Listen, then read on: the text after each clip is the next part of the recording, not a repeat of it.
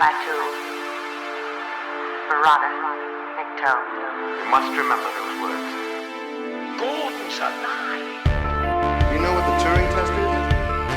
I know Kung Fu. Dead or alive, you are coming with me. My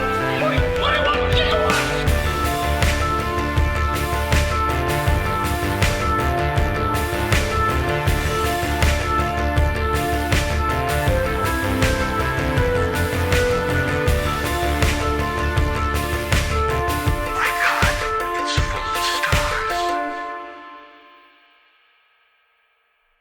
Ladies and gentlemen, welcome back to Stories Out of Time and Space. I'm your regular host, Scott Weatherly, and, excuse me, as always, joined by the irrepressible, the companion of all time, Julian Darius. Julian, how are you doing? You all right? I'm doing fine. I've been relegated to being your companion. You're I know, journeying through time and space, and I'm along for the ride. Well, I think we'll get to the companions as we talk in this. I think sometimes the companions are actually more important than the Doctor. Well, and also, I don't know how much, I have to say about these different serials. I think that you'll have a better perspective on sort of how the Doctors differ and things like that. Well, I don't know. We'll see, because I think it's they are vastly different. I mean, before we get into it, we should highlight this is obviously we've done our classic retrospective. We've gone through all the Doctors of the original sort of run. What is it? I can't remember. Hartnell, Troughton, Pertwee, Baker, Davison, Baker, and McCoy. There you go. Did it. 7. Wow. Yeah, we've gone through all, and we're now going to do a wrap up of all that and the stories that we've talked about, but not just the specific stories, but those as a wider sort of thing, that classic run and what's it told us about that really. But yeah, we'll get to the Doctor, because the Doctor is an interesting character, sort of like what his objective or the point of the Doctor and how he changed, I think, over time, for different purposes. But overall, before we start, let's just get a bit of an overview opinion on that classic era. I think you've probably watched much more than I have, I think, overall. What having done this retrospective and stuff now, has it changed your opinion on the classic era, or what are your thoughts on it? I think it was really fun watching these because, I don't think that any of them are great, but I think that they were surprisingly watchable. Having sat there and watched whole seasons of classic Doctor Who, it gets a slog after a while. And so it was really fun going back and isolating these more celebrated episodes and seeing some of the evolution, especially by jumping from Doctor to Doctor. And all of these were solid to enjoyable. And I also think that from my perspective, you see a remarkable evolution, because we're really watching the evolution of television, and specifically British television, over the course of 25 years. And so, I do think there is an increased sophistication, and it's really clear to see, how much of maturation goes on and how much of an improvement goes on especially the script level. Yeah, I'd agree with that. The stories become a lot more complex and a bit more sort of challenging in some cases. I think they offer up some sort of positions that aren't as clear cut. Like some of the early ones really do offer up some quite sort of clear cut, black and white, literally, sort of stories. But also, I think one of the things that's interesting is like I said, was my key point of that I came back to on a number of occasions, was how much like the Doctor sort of leaves in his wake. Yes. Where he's like, solved that one, time to leave, and there's sort of like an entire society in ruins having to rebuild itself. So it was interesting to see that, and I'll be interested sort of as we go through some of these stories and sort of touch on that, how much that seems to come back. But I like your point you make about how this matures as a show, and I think how sort of it grows up a little. And I don't know if that's because they were a bit aware of, oh, okay, our audience isn't, who it was 10, 15, 20 years ago. So we need to sort of look at it again. But there's definitely some darker elements that seem to come into it towards the end that aren't there in those early sort of Doctors. Yeah. I think also more social awareness. I mean, the plot holes are, if not less, at least the writers are more aware of them. Yes. They're sort of addressed. I mean, that issue that you keep talking about, rightly so, about sort of the destruction left in the Doctor's wake. Right? Jolly good. We've had a good adventure here. Off to the next one. And meanwhile, there are children in the rubble going, "Food, please." The show has become more conscious of that, and I think you could see that directly in these episodes, especially in the fascist style episodes, as there is more of a sort of social consciousness, not in a sort of liberal way, but just in a sense of an awareness of the effect on a society. Yeah, well, I think the last two really sort of highlighted that. Was Vengeance on Varos, I think, and his check and Remembrance of the Daleks really sort of hit into those sort of those bits and pieces. I mean, one of them literally had characters talking to us through their interpretation about the collapse of their society. We were watching these people sort of go, and it ends with them going, well, what do we do now? Like, what happens next? And then obviously Remembrance of the Daleks has the Doctor revisiting things from the Heartland, going back. And so there is that, like I say, that sort of like meta acknowledgement of, things get left in the wake, like things get left behind. And so I do think you're right. I think there's a bit more social awareness by the time you get to that. Yeah, I think you're right. And I think the going back to the beginning is also like you can even see the beginnings of nostalgia coming in, yes. Right? Like, I mean, there's a remarkable amount of continuity for a show that really didn't have a very strong continuity, but there are a lot of winks toward it. There's a lot of care, a surprising amount of care given to continuity. But I think really you do see that evolution that by the end, what a perfect way to end on, to have nostalgia coming in and, this real celebration of the past coming in.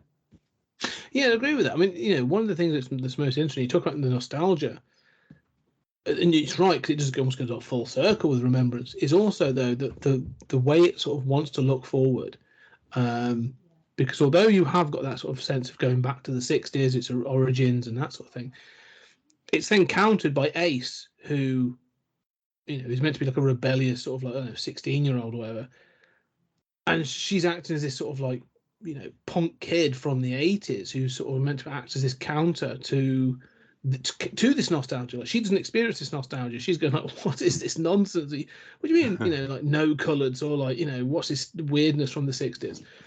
And so it does have that sort of feel of going, yes, we've got nostalgia, but don't forget, like, it wasn't all great in that time. And it seems to have that balance that sort of, I suppose, other shows don't always have.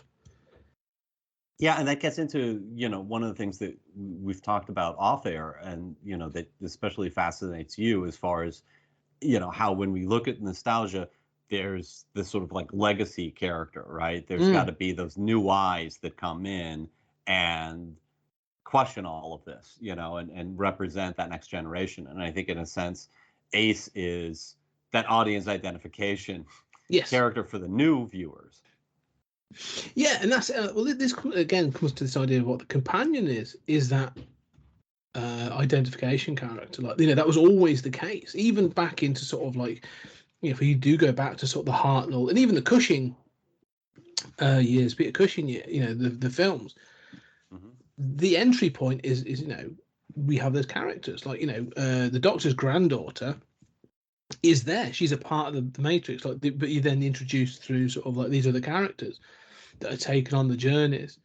And like with Peter Cushing, it's the what's it, the policeman. And so you have all those moments of like the companion is, this is what I was saying before about the companion being more important, because they act as the sort of, they're our entry point. They're the counter to the weirdness that's going on. They're the ones that sort of get taken to the planet, and they're going like, this is either wondrous, this is terrifying, or this is crazy, whatever. They're your sort of like touch point. And when they work well, they work really well. When they don't work at all, they seem to just disappear into the background. Like, there was an awful lot, and I know that yes, there were stories. I'm trying to think of, was it the Davidson? Like, he had the young lad who was killed in Earthshock. Like, he was from a different planet, but he was still acting as a sort of a youth contact. And then he had the others, and the two women, and it was like, oh, it's because there were several companions. It was like, this isn't their story. Don't worry about them. They'll have another story. They'll have another story later.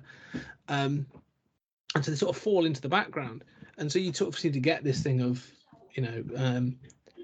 either companions either stand out and stand, toe to toe with the Doctor, or they don't seem to register at all. I mean, Sarah Jane is a really good example of, like, she stands almost out as probably the companion from the classic era. Like, she's always up there as the companion. And so, you need to be able to stand toe to toe, and standing toe to toe with sort of like, with the what's it, Baker, in that situation is no mean feat. So it's interesting how those entry points work, and how often, in those eras that it was young women of agency. Like, Sarah Jane was a journalist. We had teachers. We had an air stewardess, but that's a different story. But like, Ace is a young student who seems to be, smarter than she thinks she is. Like, they all have agency. They all seem to have a purpose. Apart from Bonnie Tyler, we never covered her, and I'm quite glad, because I find the woman incredibly irritating. But I don't know. It's not Bonnie Tyler, Bonnie Langford. Sorry. So yeah, I don't know. The companions actually fascinate me in that sense of how, when they work, they really work. But it's a real fine balance. I don't know. What do you think? Well, I think that the companions sort of let you change the Doctor without changing the Doctor, in a way. Yes. Like, if we think of each Doctor as kind of a reaction to the last Doctor, right? Yeah. In somewhat the same way that sort of each president has to be understood as a reaction to the last. The companions sort of let you tweak along the edges and have these additional points of reference and change the tone or the feel of the show without changing the lead.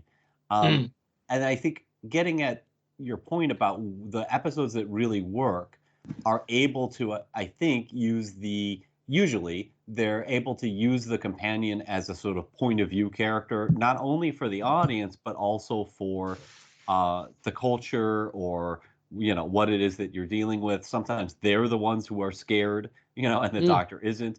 And so that brings the drama forward in a way. And I think that, sometimes in the bad episodes, you sort of think like, well, this companion is from the future. This shouldn't be scary Shocking. to them, Yeah. right?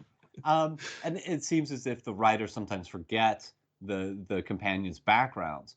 But I think when they do remember the companions' backgrounds, the companions are able to sort of form a little network of different points of view on the same episode that gives you this kind of insight into what's happening, and allow you to explore the implications of the episode from multiple points of view, not just to be, well, we got to figure out something for so and so to do. Yeah, and like I say, they I think this is where we weren't really able to get into it, other than I can't remember the lad's name now, whatever the character's name was, the one that died in Earthshock.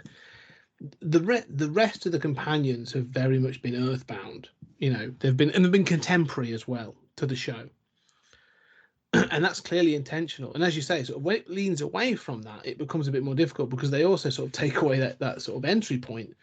You need almost that contemporary, or that sort of vision point, that point of view, to be able to sort of sympathise with them. And as you say, if you make them alien or you make them into the future or something else, it sort of almost attaches them a little bit in that sense as well. Like, it makes sense that this alien that travels through time and space shouldn't just have human companions from the year the show's been aired, right? But it's also a TV show that people have to watch. So yeah, swings and roundabouts. Alas, poor Audric, we hardly knew ye. Yeah. Yeah, no, I hear what you're saying. But the other thing we haven't mentioned is the evolution of the Doctor himself. And when you look at Hartnell, and I'm a huge fan of the Hartnell stuff and the early dynamic of the show, and even format, I really dig it, and it's always really resonated with me. But you see, I mean, by the end, the Doctor is an action hero. I mean, yes. By the end, the Doctor is Han Solo, and that is a slow evolution. I mean, even like the Baker years, the classic Baker years, when the Doctor has much more agency in the episodes, but he seems strangely aloof, and he's sort of like evolving from the utter remove of Hartnell, who seems more interested in standing by and watching and studying it and being curmudgeon-y. No, I agree, because this is actually something I was thinking about, the changing position of the Doctor, because I think it changed with the intent of the show, because that you as you pointed out rightfully so at the very beginning, sort of that first Hartnell, the Aztecs, it has drama and it has action and adventure and all those bits and pieces. And we sort of talked about some of it's good, some of it's not so good, but that sort of comes with, time and age. But it's an educator. The point of the Doctor was to be an educator. It was an educational show. It's sort of like, you may have learned about the Aztecs at school. Here's some other information wrapped up in a story about Aztec culture. And we've got some intrigue and stuff going on, but there's going to be exposition dumps and we go, this is an Aztec coin, or this is how Aztec women were created, or priestesses, or whatever. So the point of the Doctor, you said, there's to stand by and take note, was, well, that's because he was an educator. That was the sort of the objective. And you see that change with Troughton when they're like, okay, he's not going to be John McClane yet, but he's a bit more impish and he's a bit more sort of thingy, but it's still very much the action in that one the Macra Terror was still driven by the companions. Yes. all the running and the fighting, is very much driven by the companions, and he has the ideas, but it's very much driven by the companions. So there's still that little bit of the Hartnell intent there. It's not until Pertwee, the third Doctor, when they're like, you're not going to travel anywhere because we can't afford it, and we're sort of going to go down the Avengers route, or the new Avengers route. You're going to know karate, and you're going to have a funky yellow car to the TARDIS and all other stuff that they really they were like, okay, well, if we can't do the educator thing, we're going to start leaning into this other thing, and I think that's where the transition really starts to take place. But I think that's where the sort of, you see this all the time, don't you? Sort of like the entertainment aspect always gets ramped up in all these shows, and characters become more of that character. I mean, I often call it, this is something I've talked about with Alex before. This is what I call the Homer effect. This is where a character, so in the original sort of Simpsons, Bart was the star. It was always supposed to be about, it was the Bart show. You had the music, the Bartman, do the Bartman, and sort of like, it was all about Bart Simpson. And then all of a sudden everyone was like, oh, no, wait a minute, Homer Simpson is the funny one. And so the focus of Homer becomes more Homerish, becomes daft. It happened with like Joey Tribbiani and Friends. Oh, he's funny when he's stupid. Let's make him more stupid.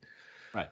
And so those things get ramped up. And I think over time, the same thing happened with the Doctor, where they're like, oh, the educator thing's sort of passé. He needs to be more entertainment. And so that's where they're sort of like, okay, the Doctor needs to become more, this thing gets ramped up, and that sort of like staggers over time. It's the same sort of effect, I think. Well, you managed to mention two of the shows that I most hate in human history, The Simpsons and Friends. Having said that, I mean, I think of like Alex P. Keaton on Family Ties, right? Not being the focus. There it shifted from the parents to the kids, right? As opposed to vice versa.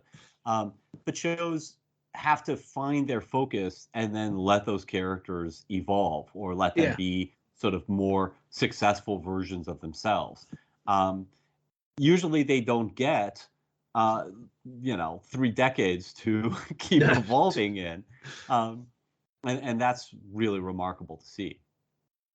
Yeah, the thing is, this is where I got this quote in. I want to talk to this quote shortly, and maybe it might actually sort of generate something. But it's not just what the Doctor meant to the show; it's what the Doctor meant to Britain. Because and before we get, because one of the things I often we think about, we talked about it a little bit. In fact, we talked about it with the Daleks more than anything, especially with the 60s. Was like there was the iconography of Doctor Who. Like, we've said before in other things, you if you can give someone the silhouette of a character and they know who that character is, then you've cracked it. Like, that's everyone knows the Batman silhouette. Everyone can. You can do it with like Judge Dredd. There's other characters you can go, oh yeah, I recognise that. You give the silhouette of the TARDIS or a Dalek or a Cyberman, like, lots of people are going to go, oh, I know what that is. That's the Dalek in particular. It's so iconic. Yeah. And that's sort of like that's one of the things I think where Doctor Who really triumphed is it nailed, even for each of the Doctors, like each of the Doctors has got such an iconic look, for good or bad. Like you can go, oh yeah, well, what do you know about this Doctor? And I think, what's it? Tom Baker's is probably the most, the most where they were like, okay, we're going to nail this. I mean, that's where it sort of goes off the boil a bit, but it's like jelly beans, jelly babies, the scarf, the hat, that sort of like that it becomes that thing. The costume becomes the character sort of thing. But I find out that there's an iconography that just becomes so intrinsic to British science fiction culture that it's you can't separate the two. And so at one point, most people were prepping for this. I was like, how did Doctor Who influence British culture? And then how did British culture sort of influence Doctor Who? And also, I was trying to think, because he starts as this educator. And I know I'm talking, so I'll shut up in a minute. But he starts as this educator and becomes this other thing. But what's this other thing? What is this other character? Come on, I was trying to define it, and it wasn't until I listened to this other podcast that it really sort of hit home as to what he is. Because I was like, okay, like he's the wandering knight, so he's quite, is that like chivalric? Is he sort of like a knight errant, or like you get the Ronin, or they're sort of like even in the Wild West, you have the man with no name sort of thing. He's not that, but he's still doing that. Like he wanders from place to place, solving problems. He's sort of the. Unfortunately, the Great White Hope. He comes in, saves that the white savior trope. Unfortunately, until hopefully the next Doctor, but comes in, saves the day, leaves. Right, that's the intent. That's the episodic intent and nature of these stories. But what made him intrinsically British? And I was trying to think about it, and I was like, it's almost like this sort of idiotic arrogance that he has. Do you know what I mean? I know what you mean, yeah. Well, like, he walks in and he's sort of like, within a couple of scenes, like everyone seems to know that he's in charge, but they're not sure why. Do you know what I mean? It's like he's walked in a high-vis jacket with a clipboard and a hard hat, and everyone's gone, well, he knows he clearly knows what he's talking about. We'll follow him. It's the British class thing, right? Exactly, like, yes. It's hardwired in the DNA to just defer to one's betters, quote unquote. And the Doctor is walks into a room and he's the boss. He instinctively knows that he's the smartest one in the room, and he has that air of arrogance.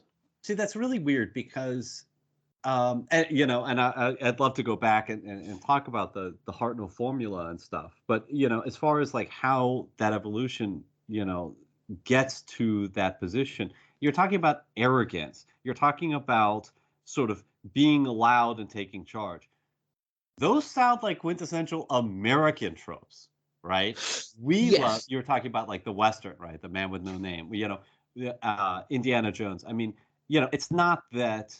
Look, I mean, like Dan Dare existed within a system, and he was the best pilot, but Yeah. and people deferred to him, but he was never a swaggering adventurer, right? The idea of somebody who can just go anywhere, and we have that love of charisma, right? Of like, yeah, Yeah. you're not experienced, you never went to school for this, but you sound really confident, so let's put you in charge. To me, that sounds like a very American thing, and less It like. is. It is, but I think where it becomes British, and I think this is actually goes back to a lot of these sorts of characters that are very British.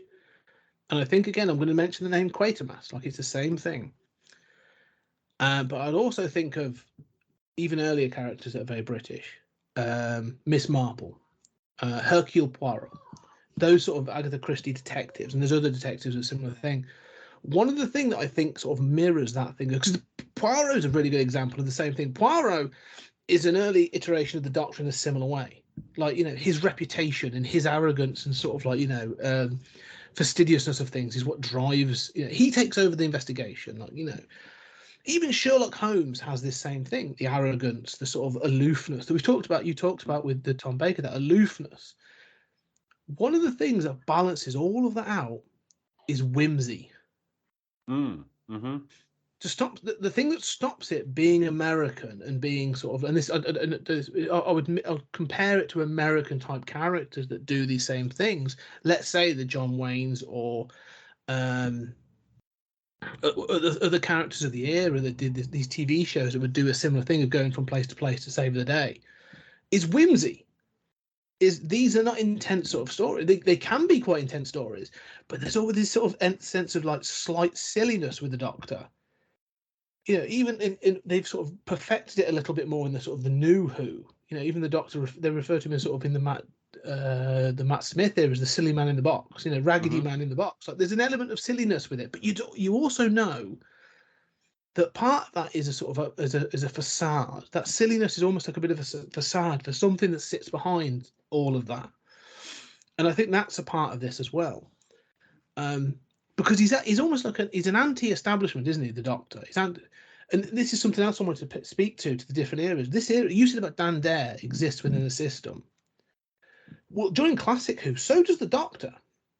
But the Time Lords exist. He's not the last of the Time Lords like he is with the New Who. Mm-hmm. He exists within Time Lord culture. Yet he still does all this stuff. I mean, Genesis of the Daleks, he's literally sent there as a hitman to go kill, to set the whole thing up by the Time Lords. But I think that's the only episode of these 7 plus the movie that we've looked at this segment that involve the Time Lords. I mean, like in theory, he's part of a system, but until you get to like Trial of a Time Lord, or something like that, he doesn't seem integrated into it. Yeah. But I like what you were saying about whimsy. And that's a very important thing, and that does strike me as very British. It's not in everything British, but there is a maybe it's a manifestation of this sort of not liking people who are have too much braggadocio. Mm-hmm. Sort of like everyone needs to, have the piss taken out of them occasionally, this sort of like British, the same thing of Question Time, right? Just like, we're going to grill you. And, we don't subject our heroes, whether they're John Wayne or, the president or, Titan of industry or Ayn Randian, sort of titans, to that kind of, they don't have that kind of whimsy. If they do, it's, it's not intrinsic to them. It's just, well, they like M&Ms or something, it's something silly. But, well, silly in the sense of like, it doesn't feel intrinsic. There is a sort of like British desire to take the piss out of it, or sort of wink at the camera and say, yes, I'm not taking myself too seriously. God forbid. That's the thing. The Doctor never takes himself too seriously. But when they do, and this is when you think about this, the Doctors, if you were to take the sort of like the favourite Doctors, even well, maybe so, but the lesser preferred doctors take themselves more seriously, or they're too silly. Let's think about sort of, we talked about McCoy when Sylvester McCoy first becomes a doctor. There's that sort of time in the Rani, like he's pratfalling, it's all very silly, and everyone hates that. It's not until sort of the second season that he sort of lands and becomes that Machiavellian sort of like schemer that sort of is much preferred. But the other end of that, I think, is the second Baker, that is known as the angry doctor, and everyone's like, yeah, takes himself too serious. He hasn't got that sort of like fun. The whimsy is gone a little bit. Yes, he wears a multicolored coat, but it never feels like It doesn't part feel like of that. his. Yeah. Exactly. It's like someone's gone, wear this. He's gone, oh, for Christ's sake, just put it on. Yeah. I do want to read this quote. It's quite a long one, but to stick with me, it's from 1933, which is important. It's called "The Importance of Living," and it was written by Lin Yutang. And it's from the chapter 3, "The Scamp as an Ideal." This guy was a Chinese philosopher. And he basically talks about the ideal. He says about 3 things that are important to the human condition. But he says, finally, that he does not react to surroundings mechanically and uniformly as animals do, but possesses the ability and the freedom to determine his own reactions and to change surroundings at his will. This last is the same as saying that human personality is the last thing to be reduced to mechanical laws. I'm going to sort of paraphrase some of this. In short, my faith in human dignity consists in the belief that man is the greatest scamp on earth. Human dignity must be associated with the idea of a scamp, and not with the obedient, disciplined, and regimented soldier. The scamp is probably the most glorious type of human being, as the soldier is the lowest type, according to this conception. It is my hope that that the net impression of the present one will be that I am doing my best to glorify the scamp or vagabond. In this present age of threats to democracy and individual liberty, probably only the scamp and the spirit of the scamp alone will save us from becoming lost as serially numbered units in the masses of disciplined, obedient, regimented, and uniformed coolies. The scamp will be the last and most formidable enemy of dictatorships. He will be the champion of human dignity and individual freedom, and will be the last to be conquered. All modern civilization depends entirely upon him. So I think this is really important. As I said, this came from 1933, so there was obviously, although he's a Chinese philosopher, I think he was living in the West at the time, and was obviously thinking more about sort of the rise of fascism and stuff that's appearing. But the scamp is Doctor Who. This idea of this sort of mischievous vagabond that travels from place to place, saving sort of like this, and also a repeat individual. And by that, like each generation is this new individual. Like he is the best representation of individualism of all characters. Like each, there is no uniformity to him. Like he can be anybody, and even more so now. And I love this idea of being irrepressible, like being unstoppable in the sense of he will not give in to dictatorship. And as we see in a lot of these stories, Vengeance and Varos. What was the third one? Inferno, yes, with the alternate reality, but they're not giving in to sort of those sort of like quasi sort of fascist enemies, the Daleks, the Cybermen, all that. Like it just felt so sort of, it nailed it for me. This 1933 sort of like script, The Importance of Living, was like, yes, that's Doctor Who, but it also becomes all these other sort of characters a little bit, but more so he sort of like is the personification is the Doctor. But I don't know, and you've heard that now. I mean, it just sort of struck me. But I don't know, what are your thoughts? No, I think that's insightful, and I think it also helps explain the sort of bizarre behavior. The clothes certainly, which look more like a crazy homeless man in most incarnations than. And I think, of course, of Charlie Chaplin films, which I'm a huge fan of, and of course, Chaplin. Opposed fascism, and the scamp was counterposed to those systems, and operated outside of the rules, but still was a good guy. And there is that similarity to Doctor Who. I think you're dead on about this. I think that in American culture, the idea of the scamp has totally disappeared. Like obviously, Chaplin was the most popular films in the world, produced here, and yet fast forward, a half of a century, and that concept, that figure of the scamp that was so important in, the 20s and 30s, is just utterly absent. Mm.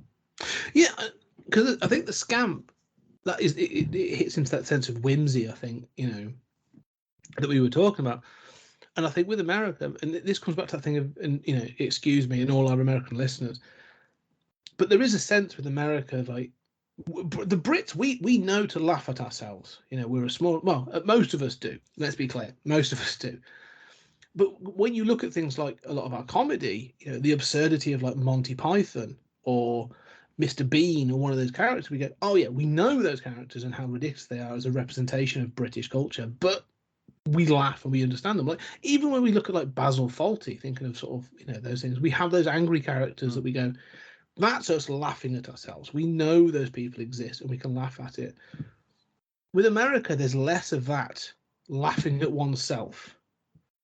What I mean? It's sort of and I think that's sort of where the whimsy and stuff sort of falls short. Like you can't do it. That sounds awful, but like there's the culture doesn't allow it so much. Like, and so the heroes of this comes back to that Action Man thing, which is probably a bit more. And when we do talk on Patreon, by the way, ladies and gentlemen, about the movie and the Americanization of some of the elements, the TV movie, TV movie TV movie from the sort of the 90s.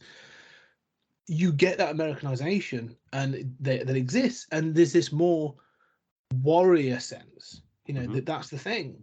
And I think we have got it, and I think the sort of this is where the doctor stands opposed to that. Like even the New Who, this idea of the what do you call him, the war doctor is the doctor they don't talk about because they don't want to have to represent that. They're opposed to using guns and all this other stuff.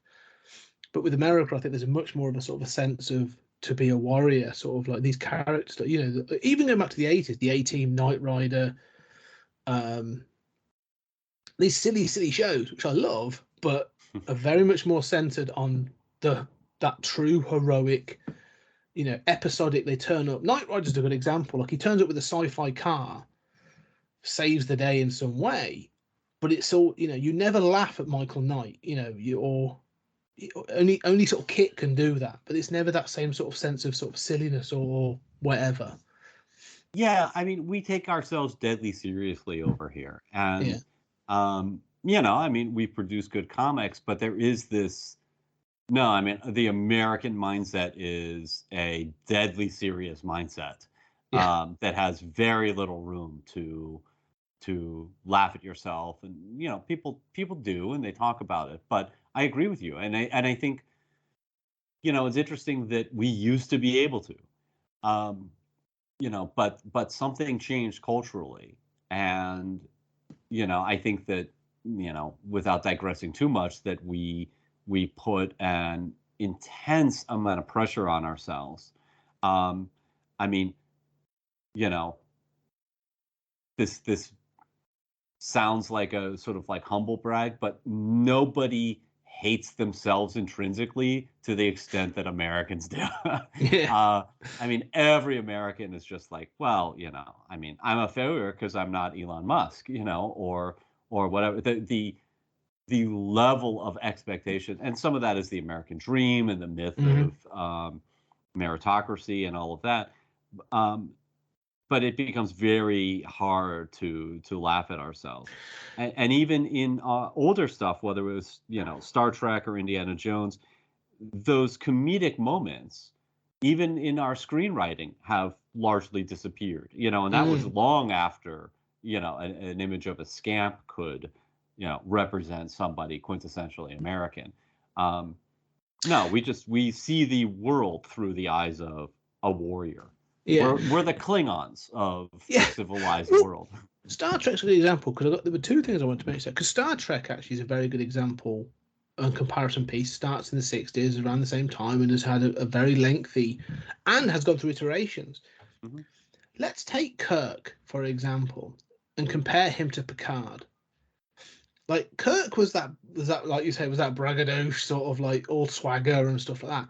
But you sort of got the sense that Shatner knew that it was all sort of like, it was a bit silly. And into the films, like there's times it's taken seriously, but you still get senses of, there's a bit of humor. Like you get the sort of, at least within that triumvirate of sort of Kirk, Spock and McCoy, they laugh at each other, they poke fun at each other, and you can sort of laugh at sort of like how ridiculous sort of like Kirk is. He gets caught up sort of like for whatever purpose. Like he's never a figure of fun and whimsy in the same way the Doctor is, but it's recognised that it's like Shatner being sort of like overblown and it's a bit camp.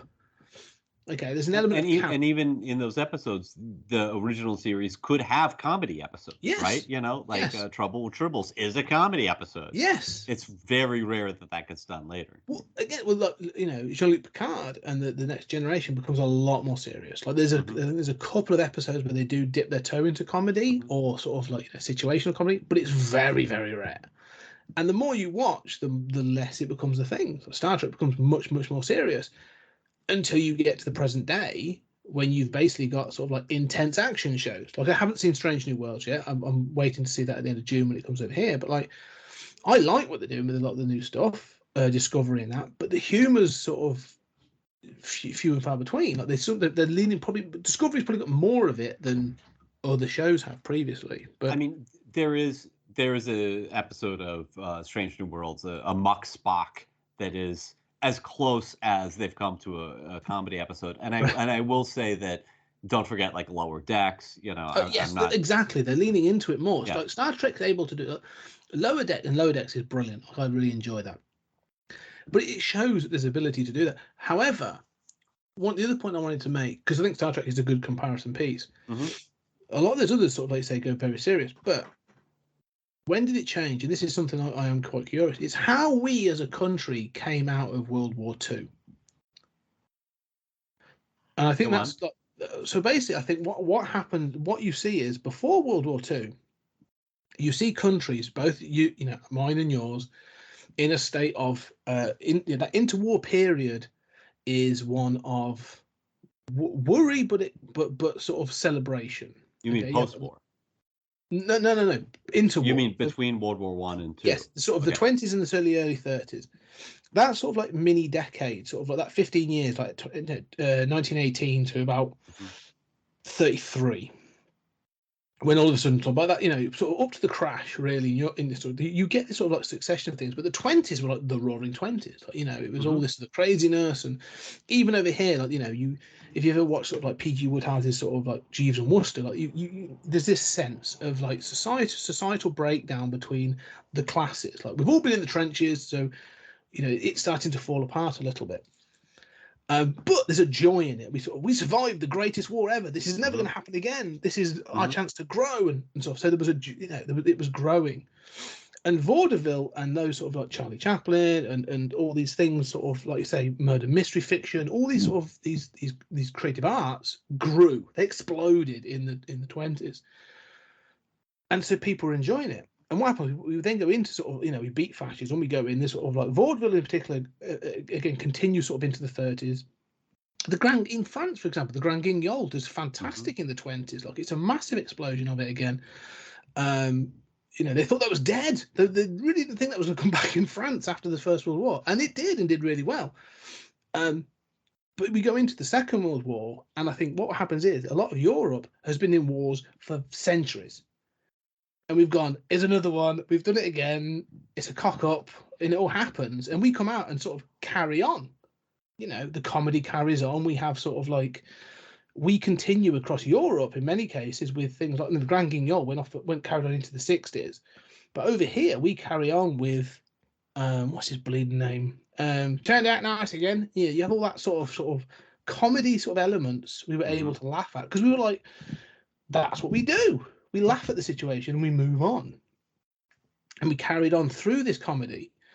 And, you see this reflective comedy. But America came out having, landed 2 nuclear weapons on a country and took their new position in the world very seriously. We are the shining light on the hill. We have now got to be a representative and we've got to take this very seriously.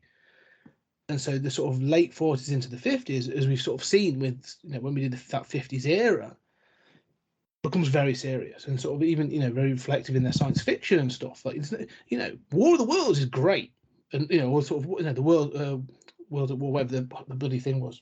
H.G. Wells. No, the one versus Or the Earth versus the flying saucers. Okay, yeah. Those sorts of things, they're all very serious. We're watching going, it's a bit camp, it's a bit silly, but like it's dead serious.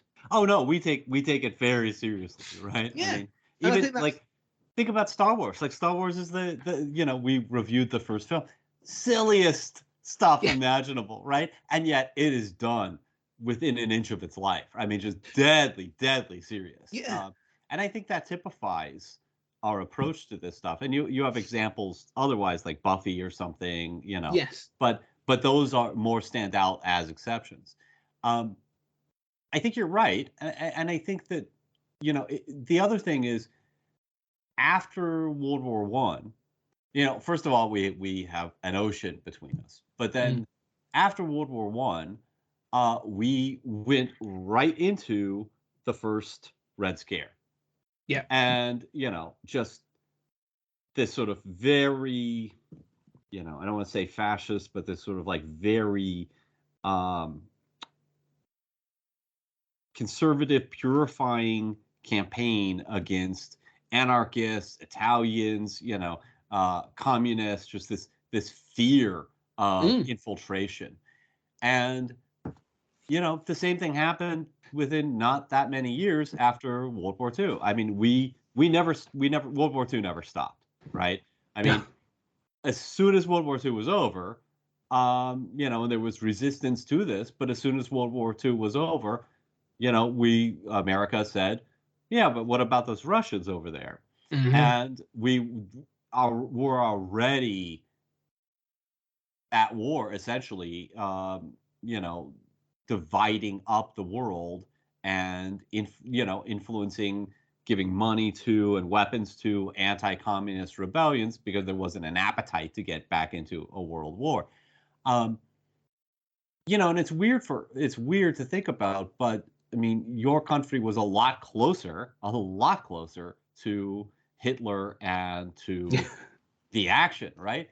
At the same time, to us, that was an apocalyptic war. I mean, that was maybe because we dropped the atomic bombs, but I mean, that was like good and evil. There is no middle ground. You fight and you die, and whatever has to be done, this must be done. And I think that attitude carried forward and was part of the problem of the Red Scare, but also influences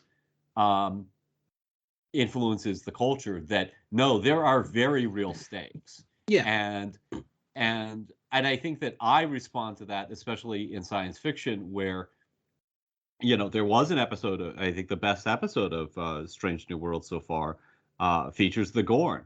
And it's like as close to just like an early Borg episode that you get of just like, oh, no, horrible decisions have to be made. People are going to die. This is life and death.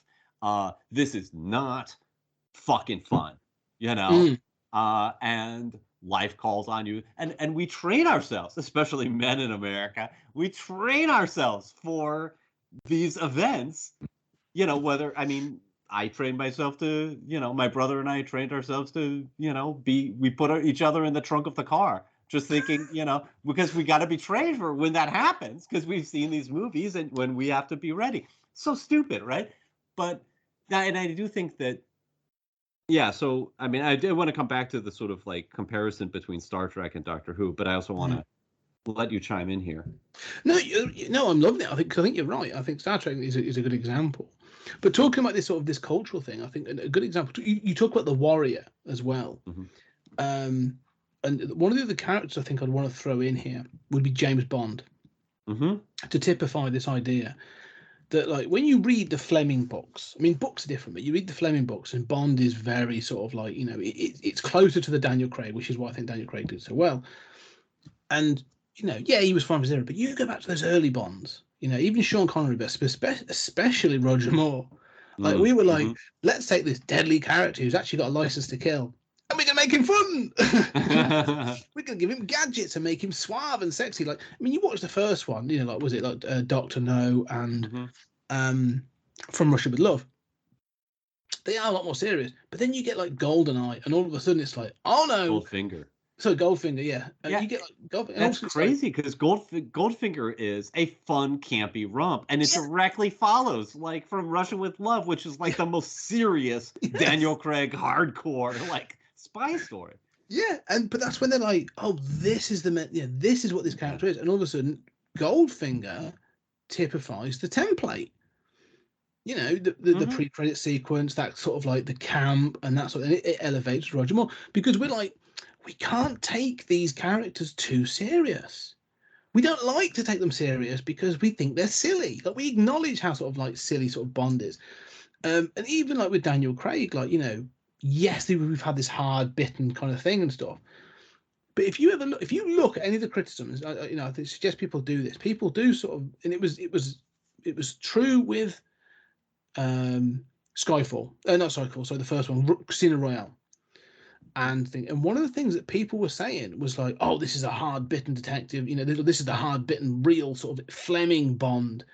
And everyone was all for it because it was very different to the silliness that was the end of the Pierce Brosnan era. By Skyfall, like third film in, everyone's like, oh, we're getting back to James Bond.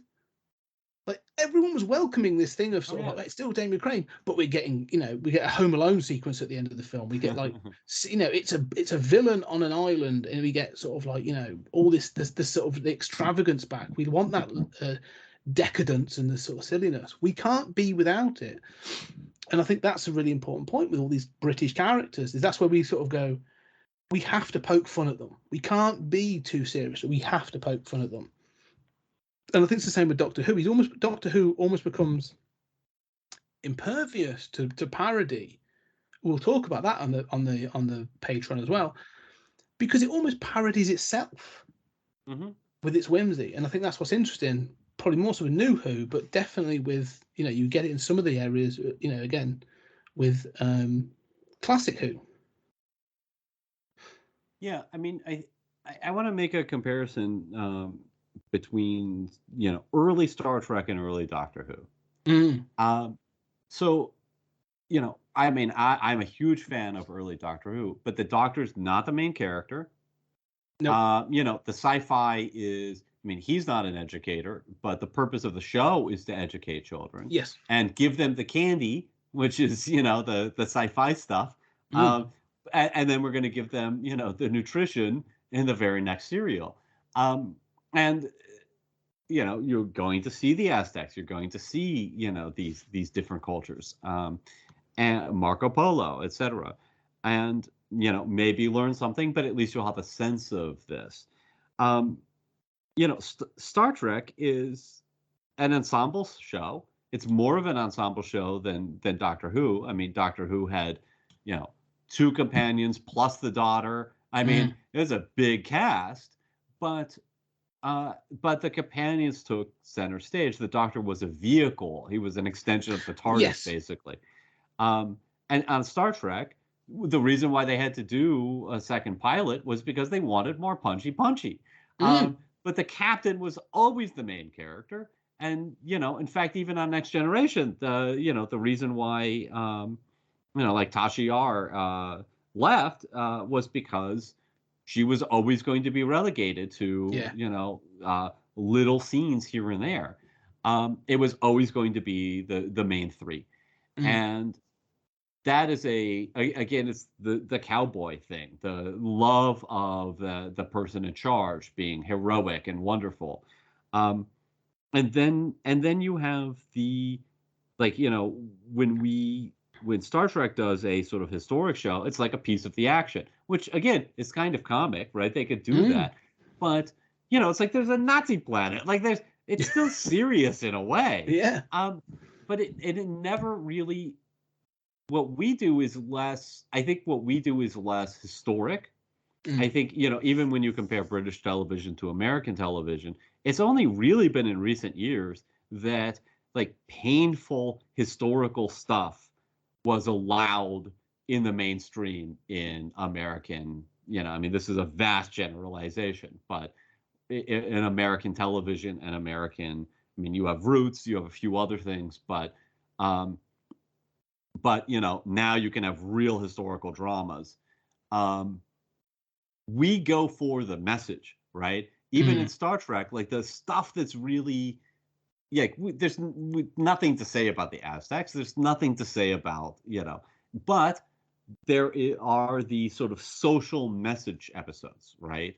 And getting you to understand that seems to me very quintessentially American, right? Like it is important that you have the right ideas, that we are all about the message.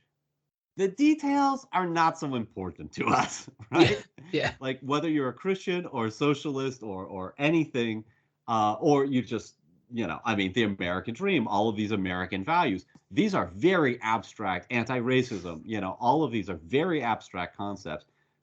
We don't really care if anybody has any details to follow those up. Yeah. The British are more focused on the details and maybe feel a little less comfortable delivering a preachy, this you must believe kind of statement. Well, I think that's probably a really good point, because I think we again, going back to this sort of the scamp, this idea of individualism and stuff. But you even look at the companions. Let's look at Ace, for example, right? Because she is the sort of the companion that I sort of started with. That was I unfortunately came in at the end. But like Ace was that character, sort of like she's a rebel. Like she carries around explosives with her in a backpack, and she has an electrified baseball bat. Like she's supposed to be this, and like so she delivered. There's a huge remembrance of the Daleks. Like when she sees that whole thing about no colours on the window and stuff, and that the racism that's intrinsic in that sort of 1960s society, that's us looking back and going like, yeah, no, it wasn't great. Like we weren't great 20 years ago, like or even 25 years ago. We need to consider, but we're not going to have a whole preachy thing of going like, well, this is really wrong and we're better than that now. It was more of a case of just that, from a historical context, of having someone at time going like, I don't understand this. Mm-hmm. Like I don't get it. Why would you have this? Like we've moved on, not just that beating yourself up with it. Now I think there's we do have certain others where we would do. There are certain parts of our history where we do sort of go. We haven't gone. We don't go there so much. Like we do. Let's say period pieces, corset rippers, if you will. Let's go back even further. Edwardian or Georgian or whatever, where we focus on, you're going to do sort of like a Bronte story or a, one of those, or the Jane Austen or whatever. Instead, you're going to look at those sort of rich families, okay, and you're going to go, oh, look, it's the sort of the sense and sensibility or whatever it's going to be. Oh, look at them, they all wear sort of pretty dresses, and here's the sort of the gruff landowner that sort of they all fancy. And you go, oh, that's right. How does he treat the people on the land that he owns? We're not touching that, all right? We're not touching that. We're just going to follow this love story of these rich landowning people. Okay, do you know what I mean? That's what we sort of do. Even more recently, Bridgerton, the Netflix show. Like you watch all these things, and it does what it does. It's a soap opera for sort of like in a period piece. Not going to put it down for that. There's an audience for it. Wonderful. But there is another flip side to that goes, right, let's have a look at how this works. I mean, what's it? Downton Abbey is a very good example of this, but there was actually, and we've done it before, in others, upstairs, downstairs. There's been cases of it, but they do look at it and go, here's the rich, here's the servants, and that sort of thing. So we do it, but we get very coy about it because because we've still got a queen. Okay, we've still got royalty. Yeah, exactly. But we still have this we still have this landowning class in this country, and we don't really always like to look at it and go, it's a bit shit, isn't it, that we still have this in place? Yeah, but in a way you do, because you wink at it. You have the sort of the key thing is that it's the rage that's missing. Yes, exactly. We cannot do, if you notice, every I'm hyperbole just a little, but every American version of England during the Victorian era, you have to have characters say like, these prostitutes are women. These are people, damn it. You have to have, somebody express that rage and want to do something about it because if you don't, it's just crushing to our spirit to to watch those details and think, this must be destroyed, right? And that's a reason. There's a reason why we go to like Django Unchained, and we love these unrealistic characters, these exceptions of people who whatever anyone feels about the Weather Underground, or Martin Luther King being a more nonviolent example, but we like people who did something about this. The fact that 99% of the time it was just Downton Abbey, and is just horrifying. And we can't. I mean, obviously Americans, oddly love this stuff, but I think it's hard for us to write that stuff and not have these ahistorical moments, because our response is take action, rage against this. You can't just laugh this off and go back to saying, yes, boss, Well, you're right. And I think this does come back to this sort of sense of being able to laugh at things and our place. It's very much, and this is the English thing, and this is to counter, not sort of to say, this is to counter the American, let's say, inability to laugh at oneself. We have an inability to sort of affect our situation. Okay, we have that thing of sort of like, and it's not, I wouldn't say it's a thing, but that doffing of the cap, yes sir, no sir, I know my place, my place is downstairs, I'm sort of, I we don't look the master in the eye, sort of doff the cap and carry on. That still exists, but we still have this thing. So when we do watch these programs, Downton Abbey or whatever, these historical things, and we get more annoyed at those atypical things. So when you do have a character that comes in and sort of says, well, these servants should have their own agency, and how dare you, so we should unionize, and you go, servants didn't bloody unionize in 1834, shut up. Like, we know that's not the case. We want to see the historical thing, because actually we kind of like seeing the relationship between the servant and the master. Like, it's part of who we are, we accept that. But we still sort of kind of like it. Do you know what I mean? It's sort of British. It's in that British thing of sort of like, well, the Queen is the Queen. And you go, right, why is she the Queen? Well, she's the Queen. I get that. Why is she the Queen? What makes her the ruling head of state? Well, if you go back, like, her family basically killed everybody else that threatened that, and they just said, we're in charge. And then for centuries, they stayed in charge. Like, that's it. There's no... And so, but we're kind of like comfortable with that. And so, I think that's the thing, is we have to laugh at things because we don't really want to take them on. That's why there's never been a revolution in this country. Oh, there was, right? Well, there was and look, I was just having a conversation about the English Civil War the other day, where I said, the best thing, and this is again hyperbole, the best thing the Brits ever did was cut off the king's head. Yeah. Right. No, I mean, I don't. He came back within 3 years at the end of the war. No, but that's what's staggering. It's like, yeah, well, the most confusing thing I can imagine is, well, this isn't going so great. How about getting those totally unqualified people back and giving them a lot of money and just let them kill everybody that they feel like? Let's just agree to that. Well, it's not even that. This is the thing, and this is what I'm saying about this thing of doffing the cap and in this place. We put Oliver Cromwell in place. He gives everyone things, but he's the one that's like, we're going to eradicate everything. We're going to ban Christmas, and that's when everyone goes, oh, wait, hang on, what?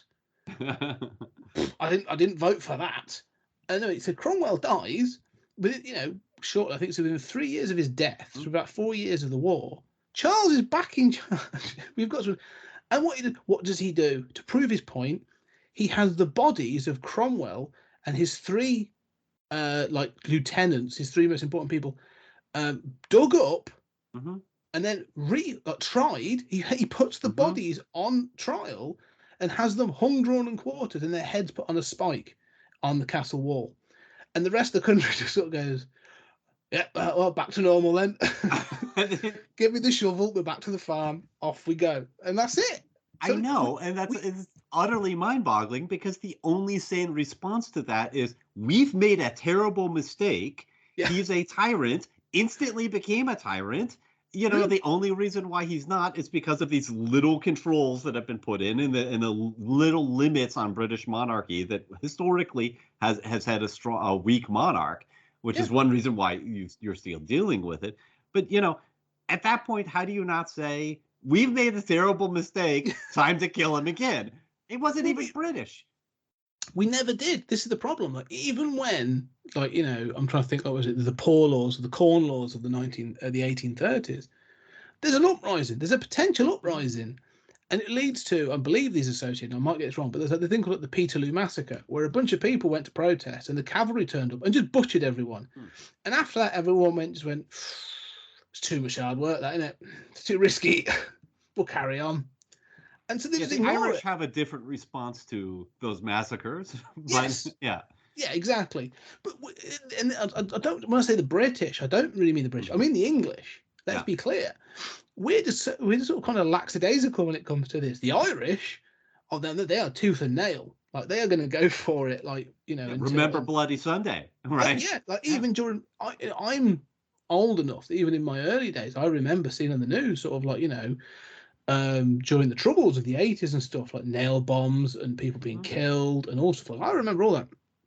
And understandable, like, there are people that took a position and fought for it. I don't agree with the means, but like, fine.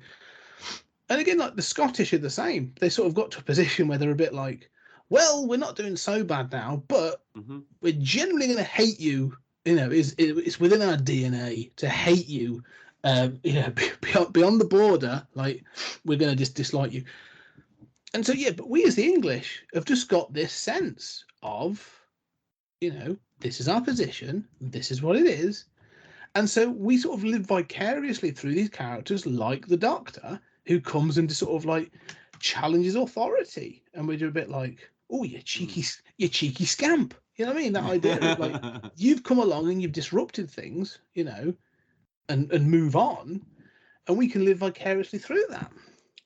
But if you ever watch, and this happened in, well, it's more so in New Who, where they have the name dropping, and I'm sort of jumping between classic and New Who. You have Doctor Who has had sort of like connection relationship with Queen Elizabeth I, Queen Victoria. These are the monarchs, you know, and so within English history, that it sort of becomes, you know, he's almost like part of the Doctor has now been around for so long that he's almost part of the establishment. Yeah, I mean, it's interesting because I think he always was.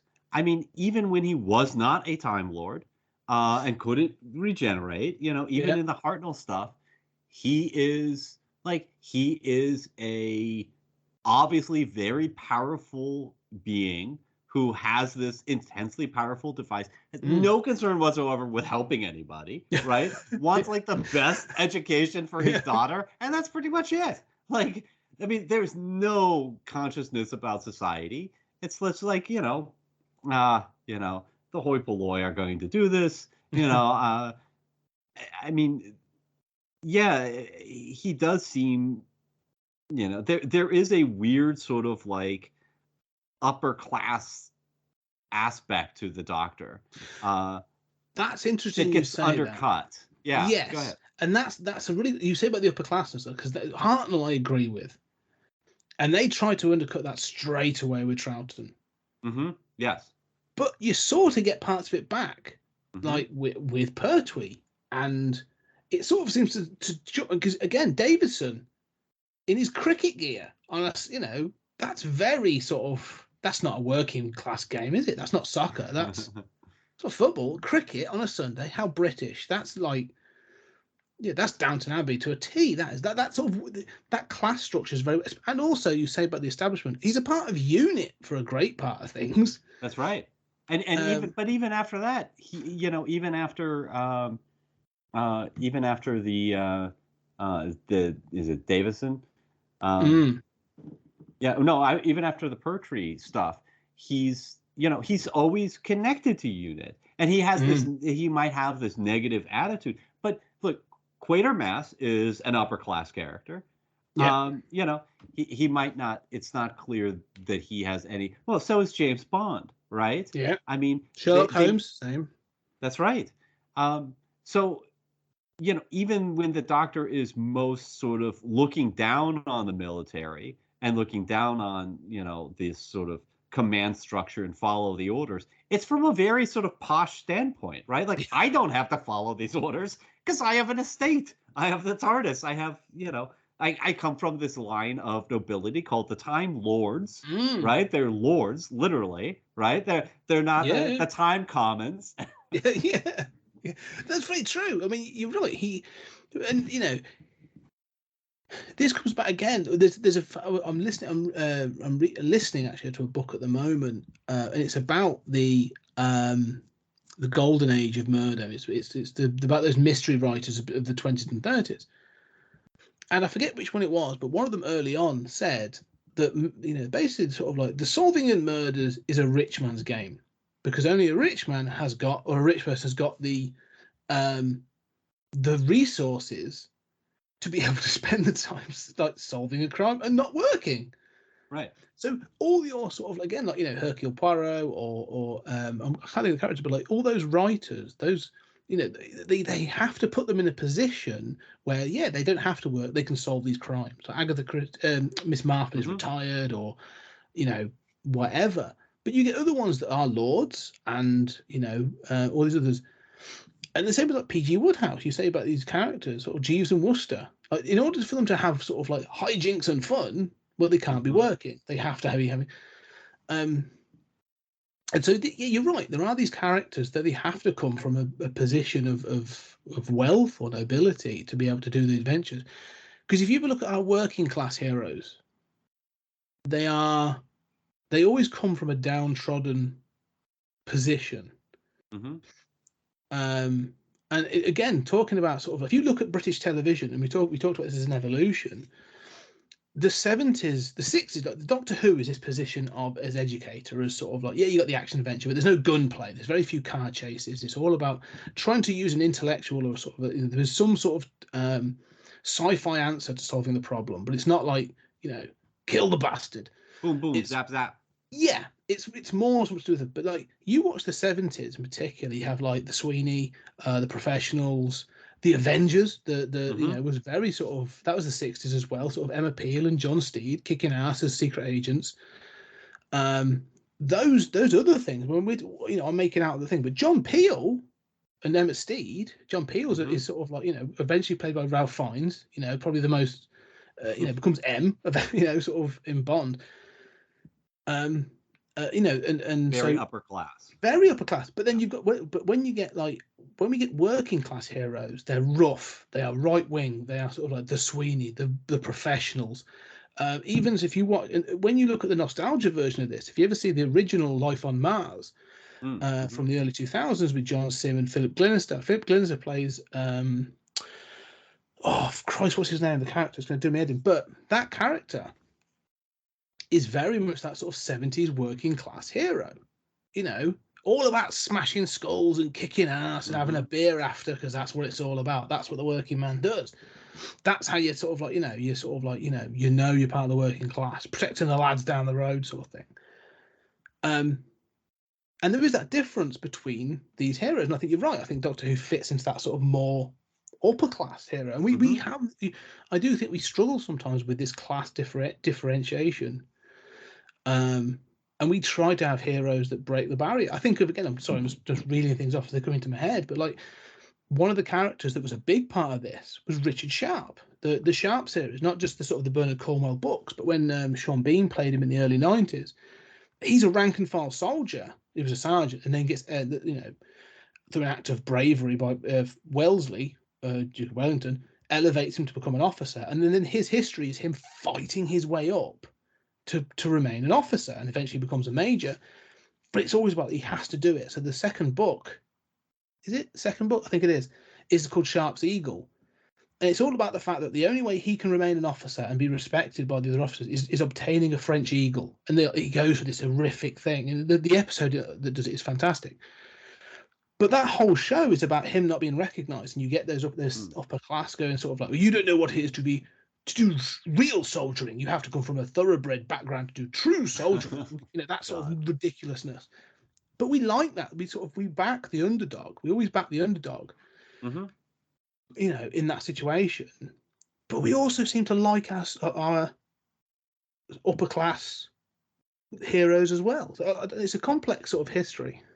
Yeah. Sorry, Well, that's a bit of a rant, and I apologize. no, we have the same sort of split, but you'll notice that our sort of, first of all our upper class heroes are nouveau riche, right? Yes. And even if they aren't self-made, they're generally depicted as self-made. In reality, they all inherited money, right? Yeah. Or if they were self-made, it's because they figured out a way to, get government contracts and screw over other guys, right? I mean, that's the truth of it.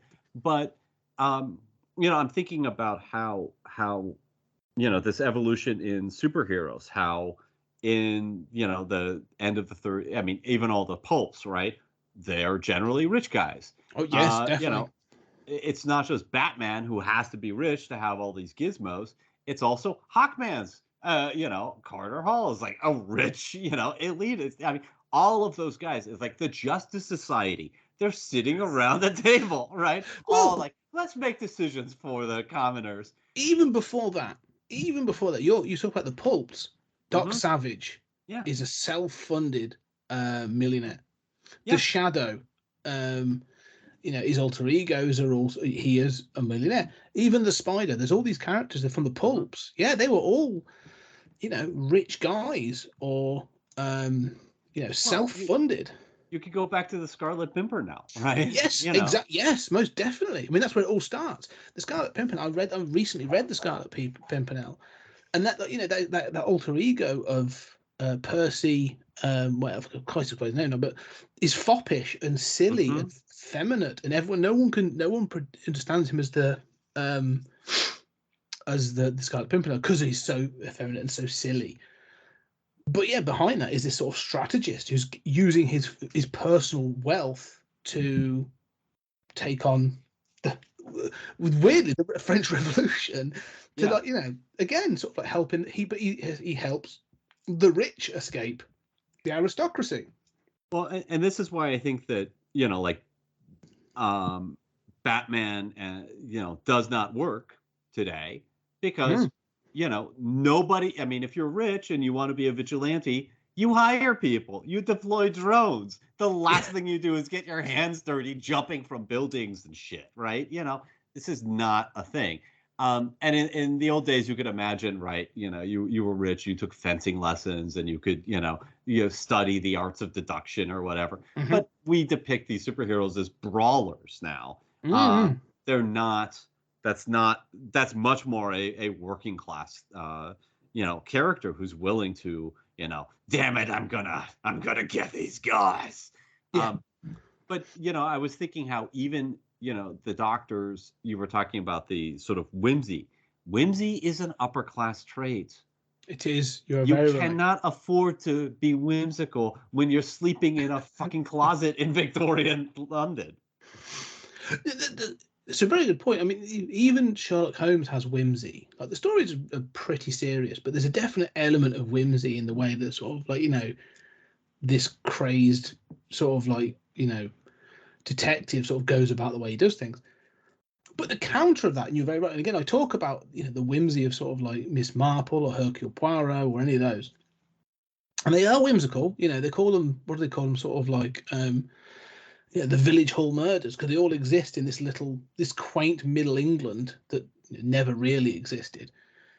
But the counter to that, the American version, if in all honesty, is Sam Spade. Is the gumshoe, is the sort of the hard-boiled detective, the working class detective that has to get, has the shit kicked out of him in every case, but he still comes true, but like it's hard fought. And I feel that's definitely come through. That sort of survived. And you want to talk about working class heroes in comics. Think of like John Constantine. Like he is basically he is that equivalent. He has all the magic, but like he doesn't have any of the whimsy. He can't afford. Compared to say Doctor Strange. Right. Yeah. Absolutely. And that's what set Constantine apart was that he was, that he was working class.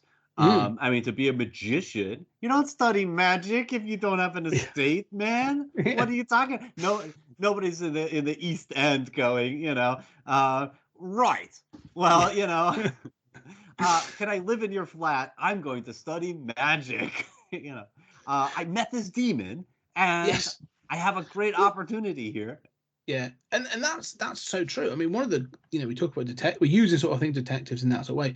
I'm at the moment I'm reading quite a lot of supernatural detectives. I'm sort of starting early on, and one of the ones that sort of is a great one is there's a character called Karnaki, written by William Hope Hodgson, and all of those stories are told from somebody else's perspective, or it's him reciting the story back, and the ones I've read, they always start with, I had an invitation from Karnaki to attend his study for dinner or tea and drinks. And basically, his friends turn up and he recites this story about how sort of like he was invited to some lord's house or some estate that's haunted. And then the tale unfurls. There's a family curse, or there's, a haunted object or whatever. And they're very good stories. But it's literally Lord Karnaki going like, yes, I'm rich enough to sit about doing fuck all, and then I get invited to somebody's house and I investigate ghosts. Like, you're right. Like, you can't do that. In fact, there's another one called John Silence, who becomes a doctor. And he was middle class, but he becomes a doctor so that he can fund his investigations. And it addresses this thing of going, well, I've got to become a doctor to get the money to do this. And that's like 1920s, 1930s. So there was an awareness of it. But most people just went, they're rich, so we're going to have them do this stuff. And people just accepted it. Well, and plus mansions. I mean, think about, Yes. right, if you're going to have a meeting and have a demon, or if you're going to have a murder mystery, it's Clue, right? You need a nice big mansion, That's right. with secret passages. Well, all right, we're here in the slums where a body has been discovered in this shack. Yeah. There were 14 people living here, but no witnesses. Yeah. Right. It was for some reason. So those crimes are never investigated. Yeah, so instead of like Professor Plum with the candlestick in the library, it was like it was Randy the hooker with the broken bit of glass in the alleyway. Right. Yeah, it doesn't have the same ring to it, I don't think. I'm thinking of a pitch to reinvent Clue. Yes. Yeah. But again, you to keep this idea of class and how class, I would say, haunts British culture. Like we can't get away from it. Think Jack the Ripper, right? Because we've just mentioned this idea. No one knows who Jack the Ripper is. There's many theories, but none of them are proven to be. Everyone sort of says, "I've proven," whatever. I don't Go care. fuck yourself. Right? Yeah, exactly. You've all proved. Multiple people have proven it to be different people, but the celebrated, the most accepted, the one that everyone wants to be true, is obviously the one that Alan Moore expounded. Is the fact that one of the royals got a woman pregnant, and the Queen basically sent out one of her courtiers to kill this woman. He then got a bit of a taste for it and killed more people. He was like the king's physician, King's physician, yeah. And he got a taste for it, and it continues from there. That's the theory that people, that still, no matter whatever comes out, still comes up, because everyone's like, well, actually, I heard it was the Queen, because although we want them to be up there at times, we want to pull them down and be like, there's this conspiracy. Yeah, no, and I think that desire is very strange to me. I mean, and we have some of the same, right? We want to build Elon Musk up, and we want to tear him down, and both are perhaps not as surprising, not as real as we think. But I mean, the Jack the Ripper thing is fascinating because, having looked at that, I think it's crystal clear this was some poor dude who just liked carving people up. Like, there's no evidence that he really had any medical training at all. The police botched the investigation from top to bottom. By far the simplest things. And there were murders in that area all the time. Nobody thought those other ones had to be perpetrated by, a royal come down from his estate, Yeah, and again, it's all that conspiracy, and they talk about like there's an artist and all these other things. But yeah, it's there, And we do that, don't we? And we love to have them torn down. But we can't seem to get rid of them. Prince Andrew, most recently, pedo Andrew. We love to get rid of him, but we're not going to do anything about it. Well, it's interesting. Talking about class, we have to mention the fact that this is something that New Who and, the genius of Russell T Davies addressed right out the gate. Yes. And, Eccleston, it's one reason why Eccleston actually doesn't work for me as much as, some other doctors, is that he feels much more rough and tumble working class. But Rose was quintessentially a working class companion. Like Ace is sort of like we're going to acknowledge the punks. This is, a punk, but you don't see that hard edged kind of thing that you do with Rose. And I think that there is an implied criticism there of this entire classic Who era that we're talking about really being upper class and elitist in a way that, isn't maybe immediately apparent. In classic Who, you mean? Yeah, in classic Who. Yeah, no, you're probably right. I mean, again, you look at you're using the companions, like, they're all not just well. I won't say they're well-to-do, but none of them are working class. They're all in well positions of, like, going back to Sarah Jane, as a journalist. They're all in positions of relative respected positions, teachers or whatever. But we go back to that. I mean, again, like, even with New Who, they tried to keep that balance much better. But you start with Rose, and then then you end up with the Doctor, with God, I can't remember all the names now. It's not until but you get like Donna as again like another sort of like she's not Rose because she's a lot be careful, she's older and she's supposed to be more much more sort of like mouthy, but she's that mouthy sort of like southerner sort of working class character. They've definitely worked harder at making the companions much more, even with the last Doctor, the 13th Doctor, Jodie Whittaker. They've tried to keep the companions working class, definitely, to counter. But then in that case, all right, so does that then become more of a problem where you've basically got someone from the, you've then got, again, the Time Lord, sort of going, well, I can throw these commoners a few scraps of adventure whilst I sort of go off on my, Well, I don't think that's problematic. I think that's true. I mean, I mean, in classic Who, there aren't these kinds of breaks between episodes in the same way, right? The companions are just like, I'm along for the ride. I mean, I'm part of your royal stable, Yes. I've joined your household. Now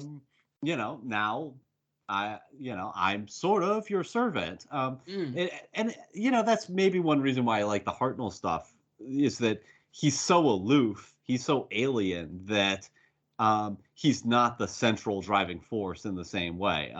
He becomes a little more as time goes on, but yeah, I mean, as you say, in New Who, it's like, 6 months or a year passed between these episodes. You are utterly at the whim of the Time Lord for when the Time Lord decides to come in and say, in the equivalent of like, well, I'm Sherlock Holmes. All you Watsons are welcome to come along with me on the next adventure. I feel like solving a mystery today. Yes. Yeah, to be fair, I mean, never more so, actually, the more I think about this. You're right, but never more so probably than Matt Smith.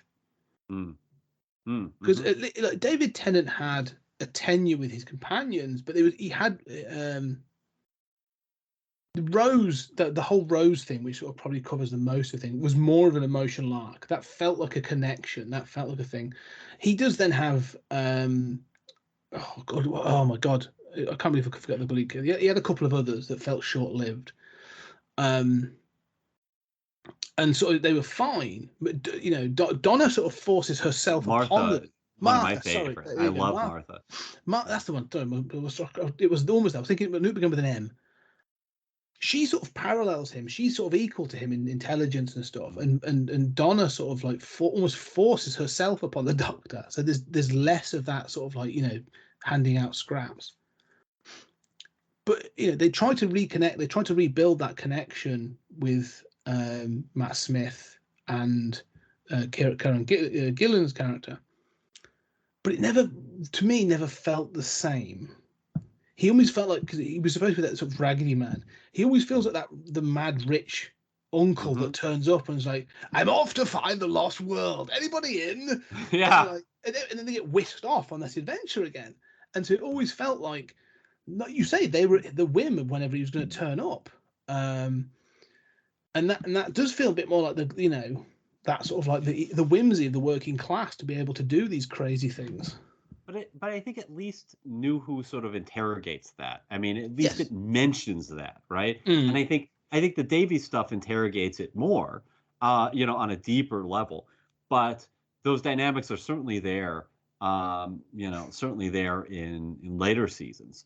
That they're at least willing to say, like, we're just at your whim. But then ultimately they say, all right, let's go. And then that's not going to be mentioned again. Yeah, whereas, I was thinking, in terms of that sense of whimsy, I mean, you have to really be a lord to get away with wearing a suit with question marks and celery, right? Yes, like, exactly. Old school Liverpool, what's going to happen to you if you walk on the street wearing that? If John Constantine turned up wearing a cricket outfit with celery, I don't think he would be the same success. But this comes back to beaten on the streets. Yeah.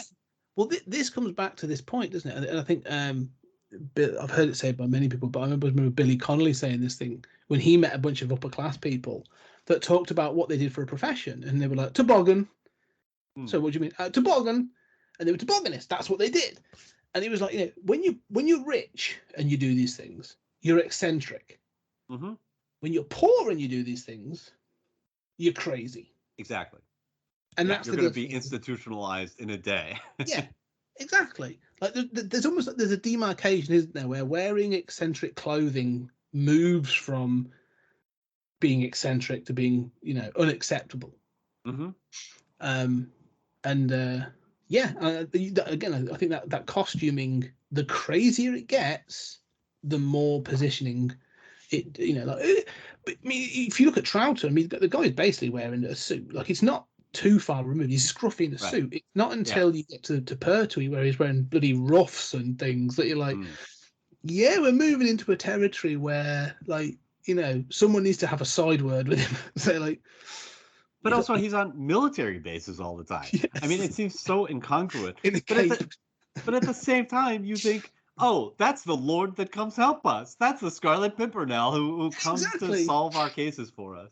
You're very right. Like, I consider him, going back to this idea of the scamp, like this idea of the scamp, this idea of the individualism, and this is that thing, going back to that philosophy, this idea of the sort of the individual that is able to defend against fascism or threats to democracy and individualism.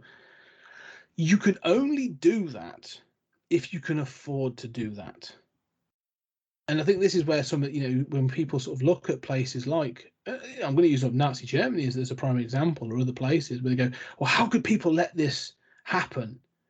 How could the whole of countries let this happen? You go, well, don't forget, a vast part of that country was starving in the early 30s because during the war years, because their currency collapsed and there was massive unemployment and stuff. And all of a sudden, the Nazi Party, or the sort of the socialist parties it was providing jobs, and people were just like, I need to feed my family. Like, I can't upset the status quo because I've got to feed my family. Like, that was it. And it wasn't about sort of supporting an ideology. It was just a case of, this is what I do, my day-to-day job. I know there's other factors, but that's sort of a big part of it.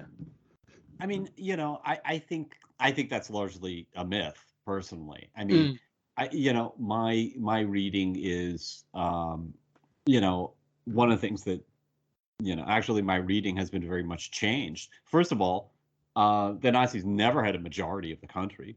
They didn't come in. They were elected popularly, but just like Trump and others, did not really have a majority of the population. They were able to form, a government and then, change the laws. Well, the other thing, I mean, everyone knew they were bullshit, right? Yeah. The majority of the country, but this whole idea that you're right that the hierarchy of needs, right? I mean, when you're starving and things seem desperate, you say. On the other hand, we've seen a rise of fascism in our countries and around the world that has not been connected to a need. And one of the main factors is the whole sort of stabbed in the back myth, and when you perpetuate lies, the interesting thing is what helped the Nazis rise to power were, fake news, believing that, a coalition of Jews had, forced Germany to give up the war that was so completely lost and stupid. But this fake version of history. And if you believe that, then, well, you read the right-wing newspapers and they tell me these facts. So, that's a very, very good point. Yeah.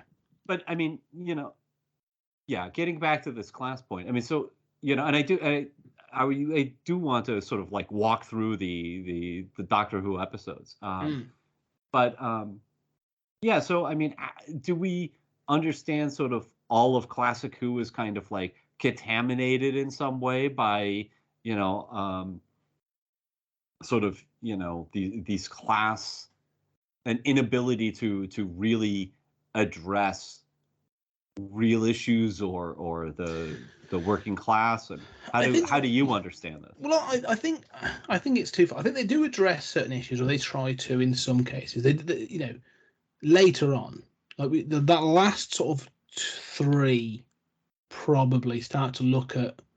And there's a couple that sort of try to address like fascism and the idea of sort of like those ideas, which is very counter to Doctor Who. Like even like the genesis of the Daleks, like that whole idea of the pointless war. Those sort of ideas. Issues come up. Class isn't really sort of like, or even when class is brought up, they just try not to mention it to the companions. When class is addressed in the sort of this idea of being controlled, again, like say Vengeance on Varos, we just don't talk to the companions about that. Like it's not there. It's not there to be thinking. However, as we said, this whole thing about the working class, I do then think that Doctor Who does fit into a mold. It fits into an archetype that I think is very British. And again, I think of like you talked about Scarlet Pimpernel, but then I think of like Alan Quatermain. Or the guy, the original character that went to the Lost World, Professor. It's going to blow my mind, but the guy who wrote that, like he went on a number of adventures. He was in 20,000 Leagues Under the Sea, and all this sort of like these rich adventurers that take people along. Those sorts of things. Those characters existed, and I think you're right. I think the Doctor sort of exists in that archetype. Sherlock Holmes is exactly the same, sort of like come on, Watson, solve the crime. I think you're right. I think he fits into that archetype. I think he is still the scamp. I think he is this sort of like there's the whimsy, the ability to laugh at himself, make himself ridiculous, and use that ridiculousness to form almost like a position of authority. But where does he fit in British culture? Like we still look up to him. Like we maybe do misinterpret him. We think him. Maybe I think people do sometimes see him as a working class hero because he fights back against the Time Lord establishment, but he's still one of them. Yeah, he hasn't brought him down. He's a rebel, but he's that sort of rebel lord. Yeah, no, I think that's right. I mean, I think that he, talking about the sort of scamp. I mean, I'm pressing hard on these sort of upper class interpretation. But, thinking about him as a scamp, he is always depicted as an outsider, right? Yeah. Even when he's not the last of the Time Lords, right? He always has, he has a bit of that Captain Kirk, like, well, screw the Prime Directive, I'm going to do what I think is right. He has that same sort of outsider status, but that doesn't mean that he's not privileged, right? Mm-hmm. Hearing you talk, I kept imagining like a fanfic of Ace just, the Doctor going to the TARDIS and the door's not opening, and Ace says, "Sorry, Doctor, I've seized the means of production," and just taking away. Yeah, that's the thing. How many? It'd be interesting to look at Yeah, because they've got to go on an adventure and all this other stuff. But like, how many like dystopias do they go to that are, fascistic in nature? But they never go to one that's sort of like, left leaning. They never go to sort of like a utopia that's sort of like, oh, we figured this out, and there's something, it's always, I know that's the point of the adventure, but yeah, it's always he's the underdog because he's the outsider. That's the little point. But he is still, I'm trying to think of the other characters. Yeah, but he's still that rich lord who is able to do these things. He's rejected by his own class, and so sort of accepted by the rest, but still different, still separate, still aloof, as you say. This is fascinating because it sounds like he, I think what we're zeroing in on is that he is that there is a class element, but he is that upper class character who does good, right, through noblesse oblige, right, does good for the general population. So he's the Time Lord. He's the Lord who says, yes, I'm going to go out and have these adventures, and I'm going to bring these companions, but I'm going to risk myself to fix these societies, right? And then you get into the white savior thing, and all of that. But he certainly has a social conscience, right? Yeah, I mean, it's the same as sort of like Robin Hood. Yeah, Robin, exactly. the original Robin Hood, as far as I'm aware, wasn't a lord, wasn't the sort of the Lord of the Manor, the Return to find his thing. That was a later edition. We made him a lord that then turns on the we made the character a lord that then turns on the aristocracy and on the royalty to support to rob the rich to give to the poor. I love the theory you're bringing of the British of like nobody who accomplishes anything, whether it's Jack the Ripper or Robin Hood, we cannot possibly survive thinking of them as a commoner. We can't. Seriously, I'm trying to think. Literally, whenever we think of, we have a power structure in this country. Why do you think we have an Etonian class that rules our country at the moment? Like all of the cabinet at the moment, or pretty much all of the male figures in the cabinet attended Eton. Right? Even our Labour leader, is from wealth and stuff. Like, he's not any different. And I'm just looking at my books. I'm just looking back at things. I'm going, yeah, where our working class heroes exist in a different kind of iconography. You put in universe? Yeah, I'm looking up at I'm actually going to say I'm going to use James Herbert as a good example. So James Herbert, those pulp writers of the sort of the late 70s and 80s. But James Herbert is a really good example of if you read like the Rats trilogy is a really good example. That's about like the working class, because that is really about the working class living in those places where these rats take over. And you get these sort of like, they're not rough characters, but they're working class heroes, working class characters that take on these horrors and stuff. There's another, one of his other characters, Ash. He's like a supernatural detective kind of thing. He's a working class guy who sort of, works for the Psychical Research Society. And so he brought in these sort of these working class characters. And so they always butt up against figures of authority. They never escalate, they never elevate, they always butt up against them, right? And they're always in a position of semi-power, right? So they're always, these working class heroes are always like a Bobby on the beat, a working class teacher, a factory worker, someone like that. Even thinking of Sharp, like, he's a Napoleonic soldier who gets elevated into the thing. The whole thing is about fighting tooth and nail to get elevated up, not because he's not from wealth, although he ends up wealthy at the end. If it's a working class hero, they have to remain a working class hero, and life has to be tough because that's what we accept. Do you know what I'm saying? That's the point. And if we have characters that have to have this whimsy, this ability to go and do these things, or as you said, sort of deemed to give us the opportunity to do things ourselves, they have to come from a level of wealth or a level of aristocracy. Like those characters are there.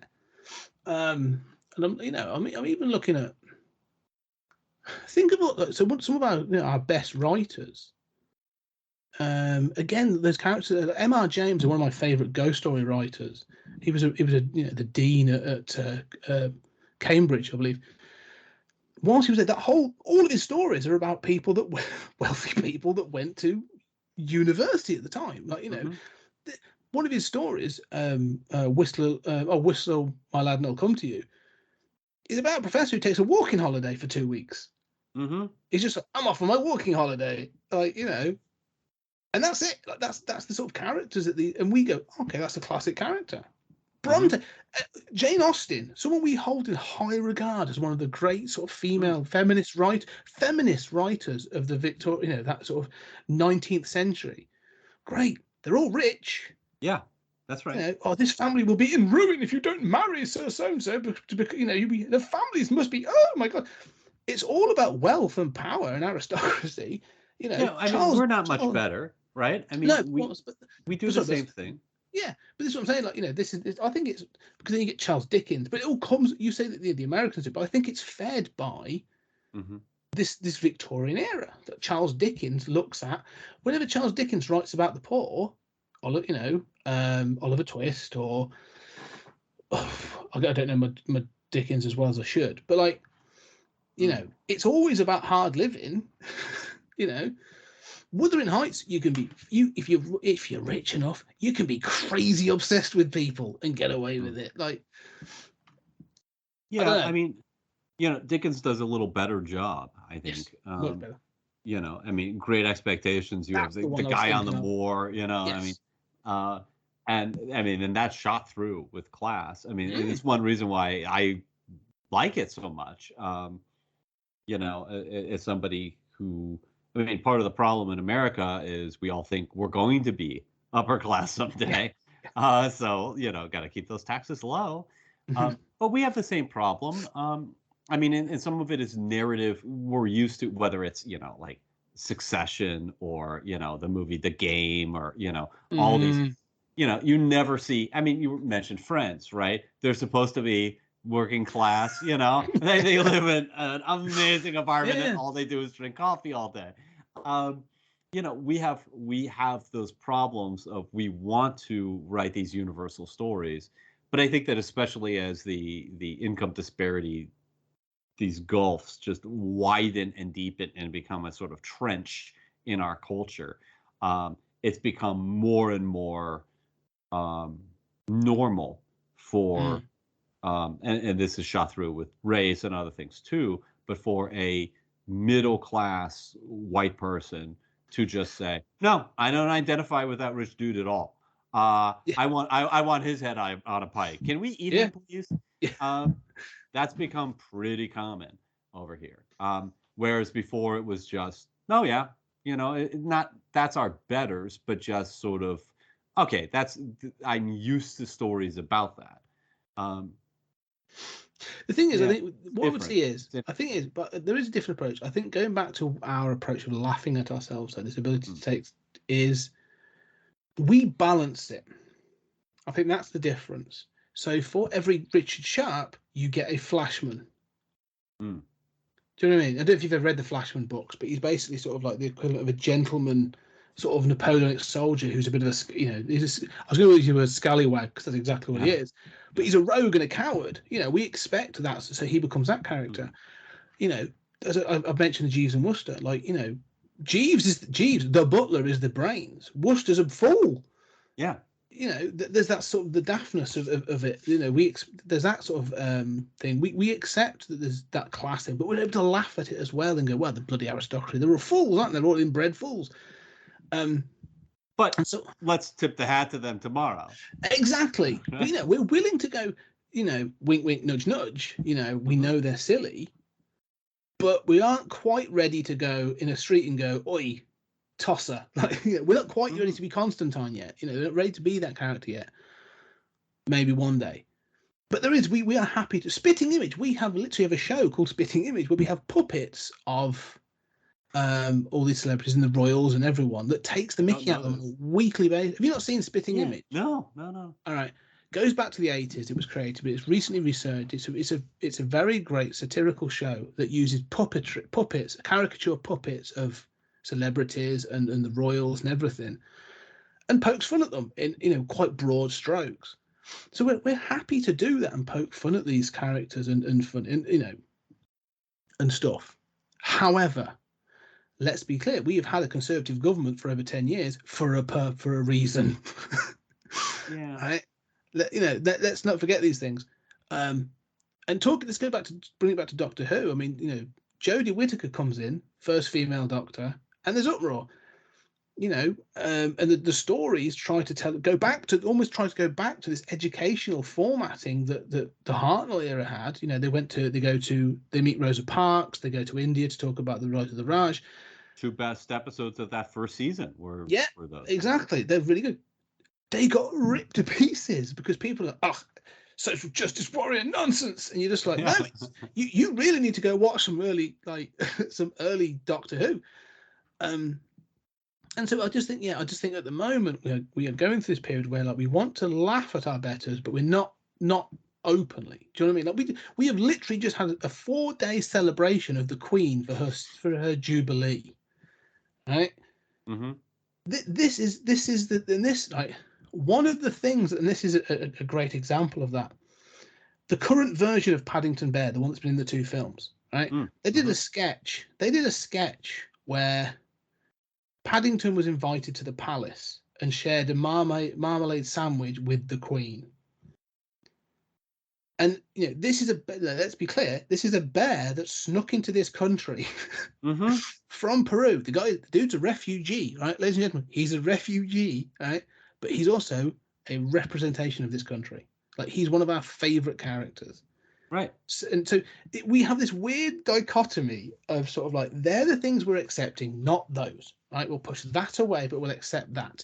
And you sort of look at them and go, they're almost the same. And you go, yeah, but this one's slightly different. We are very complex in this sort of what we accept, what we like, and what we don't like. Well, I mean, we're the same way, and I think humans have cognitive dissonance, right? So exactly, that's the you word. can accept Paddington Bear and still be like, right, I'm glad we were exporting our asylum seekers. People have these weird disruptions or these real weird dissociations. Just a final point, just as a character, then we'll move on to the shows because we'll run through those very quickly. Another character that sort of fits this model, I think, of very British, the way we approach things, is Blackadder. I love I was just watching Blackadder again the other day. Blackadder is fantastic, but Blackadder didn't work in the first series. That's right. They made Blackadder. They made Blackadder the aristocrat and the sort of the silly character. They made him the butt of the jokes, and Baldric and Percy were the sort of the more clever ones. And all of a sudden, they flipped it around for the second series, where Blackadder was the cunning one. He's the smartest one in the room, and the prince. No, Queen Elizabeth, isn't it? It's Queen Elizabeth, the second series. And so you got Baldric, who's clearly not the uneducated, unwashed commoner, and then you have his daft friend Percy. And so that's where all of a sudden we have this this cognitive dissonance where we love Blackadder because he's angry, he's just so frustrated and annoyed with everyone around him all the time, and the games that have to be played. And that's very British. We sort of see that sort of we then put up a Queen wonderfully played by I can't remember the actress, but I love the Queen Elizabeth character. She's so childish and sort of whose head shall I cut off today, and all that kind of stuff. And it plays that. And again, it's this thing of Blackadder is then he's in the butler. He's a point of privilege to the Prince Regent, and then he's a captain in the trenches. Blackadder is again that sort of balance. He sort of tiptoes that balance between class and our frustrations with it, I think. Yeah, I mean, but my response as an American is to be very, very conscious of that, and I agree with you entirely about that first series. But also, to think, and I suspect that's probably a lot closer to Queen Elizabeth than, frankly, those Elizabeth movies. But to also realize the injustice that in all of those cases, this is a stupid and unjust system, right? Yeah. Now, those don't make you want to take to the streets and, tear down the monarchy, or, it's not a call to action kind of injustice. But you laugh at it knowing this is unfair from top to bottom and this is stupid. And even though Blackadder is not the kind of person, he has sort of Trumpian, characteristics. You would not want him in charge. But he's certainly, in a meritocracy, he is far more intelligent than all of the others. And so I think that, you can laugh at it, but I think as an American, there is perhaps a more palpable sense of injustice.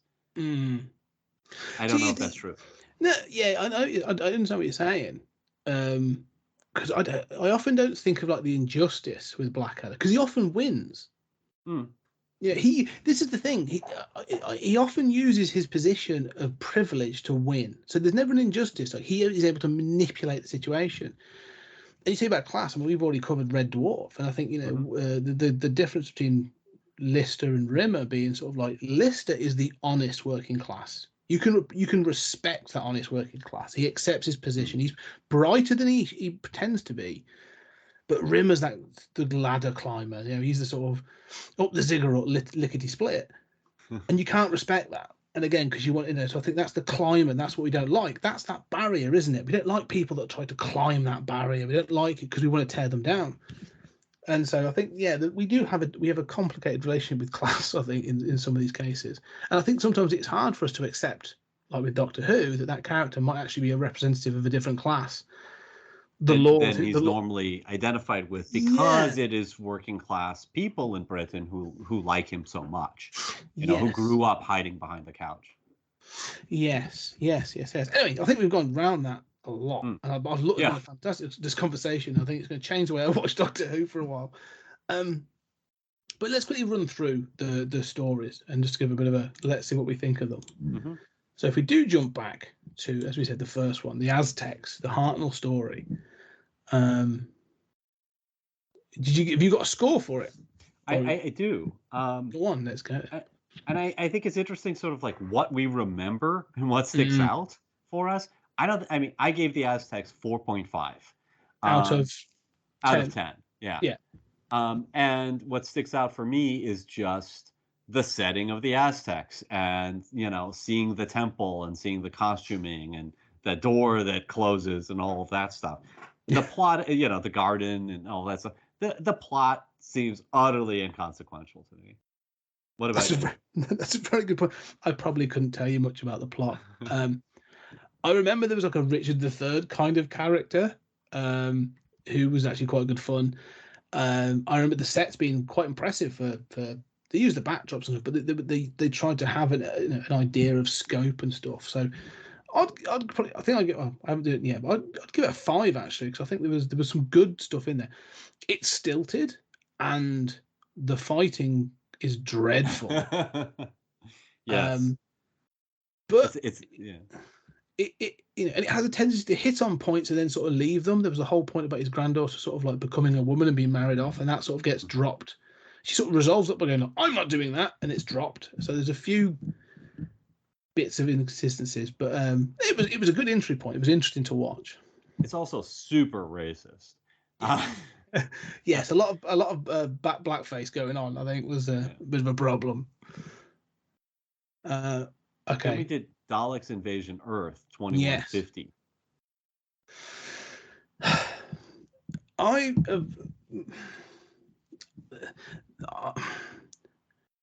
struggle with this because no, this is lower for me. This is a 3.5. I really struggled with this. Like, there's some good bits in it. Whoa. Yeah, no, and I'll tell you what it is. It's because I like Peter Cushing so much in so many other things, but I just find him really awkward in this.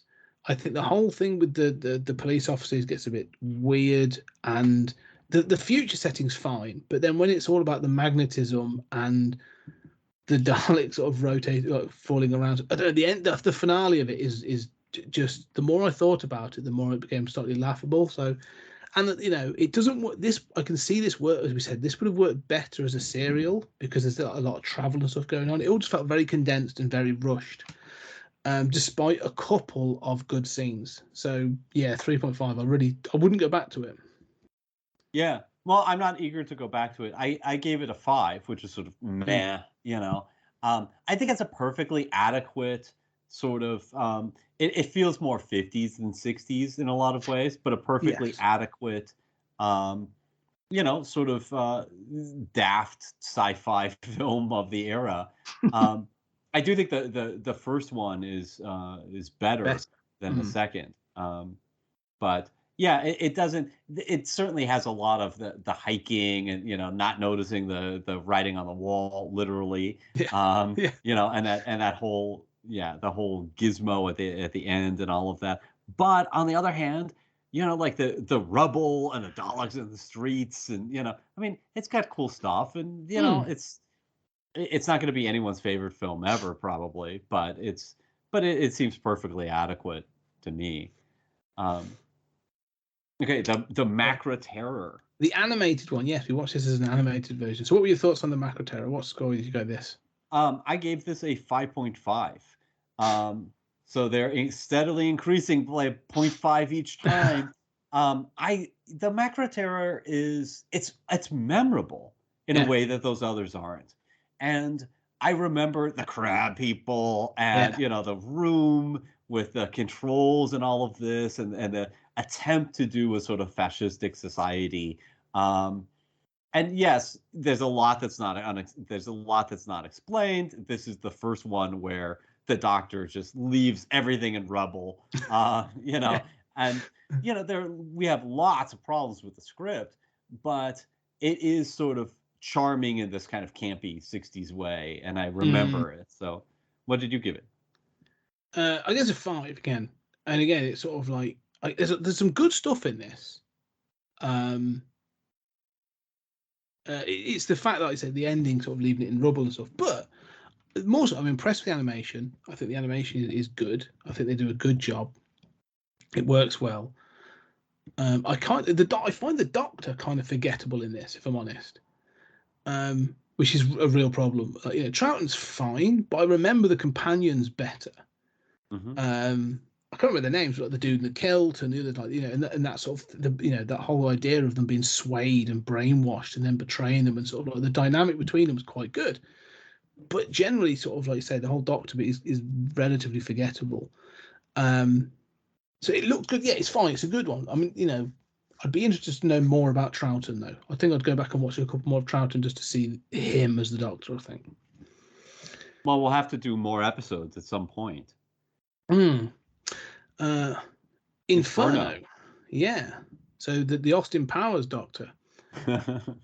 Pertwee. This one's interesting, actually, because although he sort of like ribbed on this one quite a lot, the second half of this, the bit in the alternate reality and stuff, I actually really like, and I do think about. And I like some of the concepts in it, and how it used like alternate versions of characters. I mean, the whole drilling thing seems odd, although it could possibly be true now that they're going to do, you know, drilling down to use thermonuclear energy or whatever. But apart from that, like, I think there's elements that are quite good. I think there's, you know, the sort of there's some good bits of tension and things for it. So I actually gave this a 6. It's starting to work up where I'm like, I quite enjoy this. It was at least it made me chuckle in some areas as well. Oh, that's fascinating. I think my impression is very similar to yours.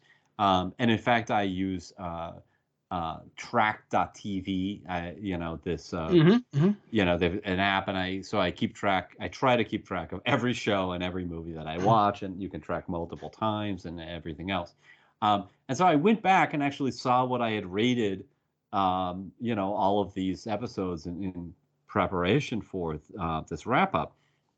And Inferno is so split for me because those early episodes are like 4 or 5, you know, just like, I'm not enjoying this. This is really hard going.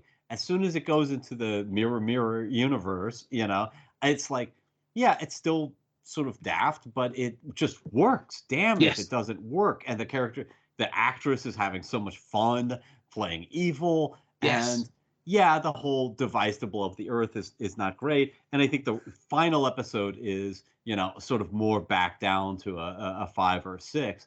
But those episodes, that group of like 3 episodes that's primarily in the alternate universe, are like a 7 for me. They're really, really strong. So I average that out to a 6.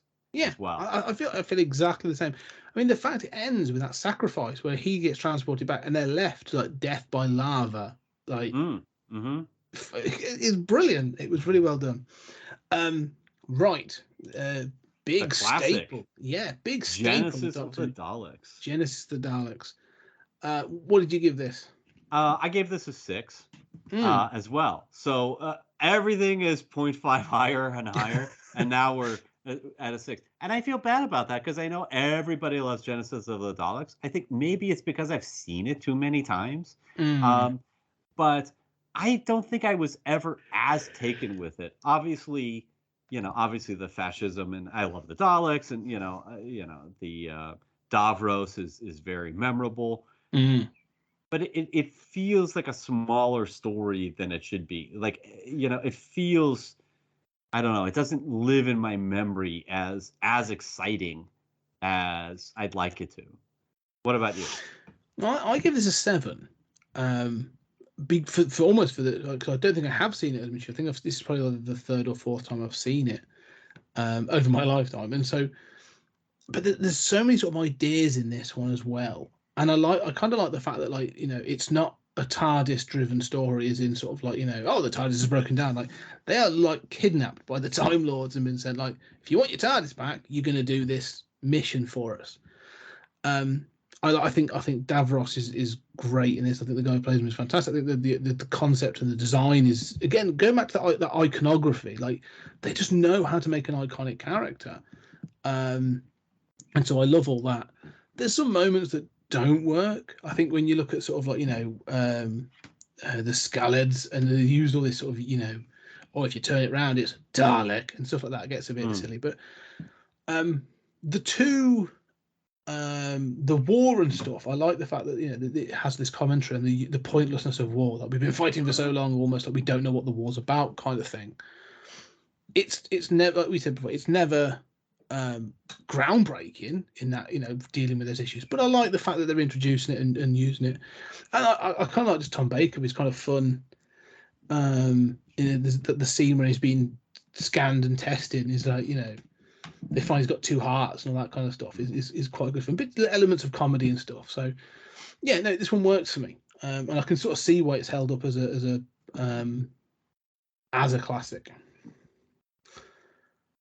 Very good explanation. What do you think of Earthshock? Yeah. Earthshock's an interesting one because, again, I think it's a story of 2 halves. There's little bits that I find interesting in the caves, the sort of like the T-1000 looking robots and stuff, all fine, but this doesn't get good until they get on the ship. So sort of like the second half of it is actually a lot better for me than the first half. But again, I don't. Davison's is a tough Doctor for me. Like I sort of find him bland and a little, and also the sort of like the other, what was his name, Arik or what's the lad's name? Adric. Sorry, the sacrifice. The sacrifice, I say in inverted commas, that he's supposed to make at the end, that has no object or point to it. Like, I find disappointing. So really, Earthshock to me is dropping down again to a 5.5. Oh wow. Yeah. Yeah, I agree with you about the division. Like, that the once they get on the ship, it's better than the caves, and it's kind of like Inferno in that respect. Yes. Although not as divided. Like, there it's just not enjoyable to really good.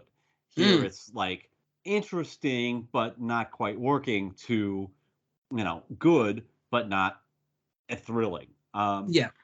But I think with Earthshock, I think it's kind of forgettable.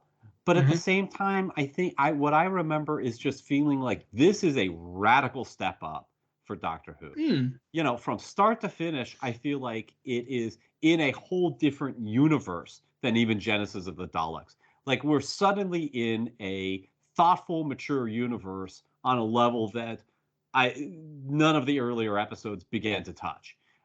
You know, right from the beginning, Adric is fighting, the companion is fighting with the Doctor. And they talk about taking the refugees on the TARDIS to take them out of the cave. It's like, duh, why have we not thought of any of this? I mean, there's interpersonal and then a companion is killed at the end. So, I mean, even in the cave stuff, I mean, the bomb exploding stuff is sort of silly. We don't know the Cybermen's plan.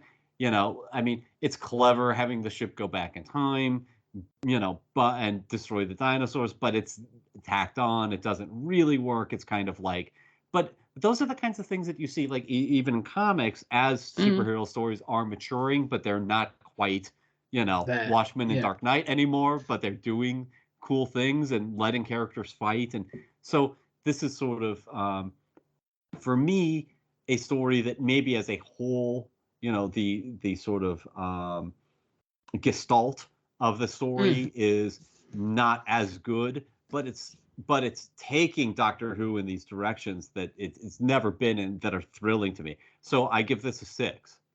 Okay. Yeah. I can understand that. Okay. Vengeance on Varos. Right. This is the other fascistic one, where, you know, we have the you know, mandatory voting and that silly Zeiton 7 and all of this. Yeah, I mean, you know, it doesn't stick out in my memory very much, but when I reviewed it for the show, I thought, yeah, I enjoyed that, and I had to decide between a 5 or a 6, and I gave it a 6. No, I actually went slightly higher on this because I think there was again, like, this is another one where the Doctor's fine. This version of this Baker Doctor in this one's fine, but I kind of like the setup. This idea of sort of like, you know, pure democracy, that they have to vote on everything, sort of thing, and but then the punishment for the you know, the leader if he doesn't go his way. But then also the fact that they're trapped in this commercial agreement almost that they don't sort of fully understand, where they've been played off. You know, oh, your mining ore isn't that valuable. I'm doing you a favor by selling it. Sort of. All this is I actually kind of like some of that stuff. But the thing that tipped this over for me was the couple that are basically sort of almost like narrating this from the perspective of someone within this society. And they have that almost conflicting relationship about voting, about the leader. And the fact that this episode ends on that note of the Doctor leaving, and it's sort of like, you know, when this brave new world that they've got to, and they're going like, well, what do we do now? And it's sort of left on that note of like, oh, well, we don't know, where do we fit into this? I really liked. And so the Doctor's almost like, again, like a, you know, perfunctory in this sort of thing, but the rest of it really worked for me. So I actually give this a 6.5. Wow. Yeah, I like all of those aspects that you mentioned, and sort of this take on a sort of fascistic state, but that has this democratic thing, and you know, the leader sort of rebelling. Yeah, it's still clunky in places. Yes. Yeah, I think your scores are sort of more reflecting a closer to a sort of traditional Doctor Who fan take on it. Yeah. And I'm glad to defer to that, and I just want to acknowledge that because, you know, that is, you know, it's important to recognize. What about Remembrance of the Daleks, 1988? Yeah, I think this one, because I think McCoy is my favourite Doctor, like the Seventh Doctor is my favourite classic Doctor at least, and the thing is, this story sort of gets like oddly complicated. I like this. There's so many elements I like. You know, like the fact he's going back to this era to sort of pick up this thing he left when he was the Hartnell Doctor, and as you said, that touch of nostalgia. But you've got Ace acting as this sort of like counterpart, going like, "What you mean? The 60s are crazy." she's still young and naive. She gets betrayed and feels the emotions of it. Like there's some good bits, and also it's quite action packed. Like the Doctor's a bit darker in this. Like there's the we get to see the inside of a Dalek and all this other stuff. These cool little elements. However, one of the things I would say is this one does feel a little overlong at times. It's got some great scenes in it, and I love some of the sets. Like we actually see like a ship land in a school playground and stuff. But it's one of those weird ones where like it feels very. I think you said it before about closed off. Like, this is a massive thing. Like a spaceship is like you got like Daleks fighting in the streets, and there doesn't seem to be anyone around or anyone's talking about it. Like it's all very bizarre. But I like McCoy in it. I think Sylvester McCoy is very good in it. I remember him as a Doctor. I like his relationship with Ace. There's other bits I like. So this actually, to me, again, I'd say is a 7. Like this one hits me quite sort of. I enjoy it despite some of the issues that it has. What about you? Yeah, I think it's interesting that both of yours that were 7 were the Dalek ones. And I also found myself feeling that those two were a little higher, but in the end, I rounded this one off as well to a 6. So for me, everything Genesis of the Daleks on, is some close enough to a 6 that it gets rounded to a 6. Yeah. And I think like here again, I think the stuff that I like about, even though you gave this a higher score than I did, but I think the stuff that I like about Earthshock that makes me give Earthshock a higher score, that I see the show is maturing and it's doing stuff that was unimaginable earlier. I love that it's going back to the original. You've got Daleks fighting in the streets. You've got that ship coming down. You've got the return of Davros. You've got that school is weird, and that school feels very closed off. Yeah. But you've got the inside of the Dalek. You've got all this stuff that is really cool. It doesn't kind of all come together. I know what you mean. I agree. But it's doing stuff. It's really trying. It's sort of swinging for the fences in a way that earlier Doctor Who was not. And so I sort of give it credit for that. And those are the things that I really remember in my remembrance of the Daleks. Yeah. No, I agree. I think that's a good point. Like it's swinging for the fences is that thing. I think really when you think of the last 3, considering that these were supposed to be the death knell, these 80s is when it sort of falls off. Although there are things in Earthshock up there, let's say it's a very split story, it is most definitely a step up in quality and writing and stuff. Those sort of Earthshock, Vengeance and Varos and Remembrance of the Daleks does feel like a sort of like a next stage.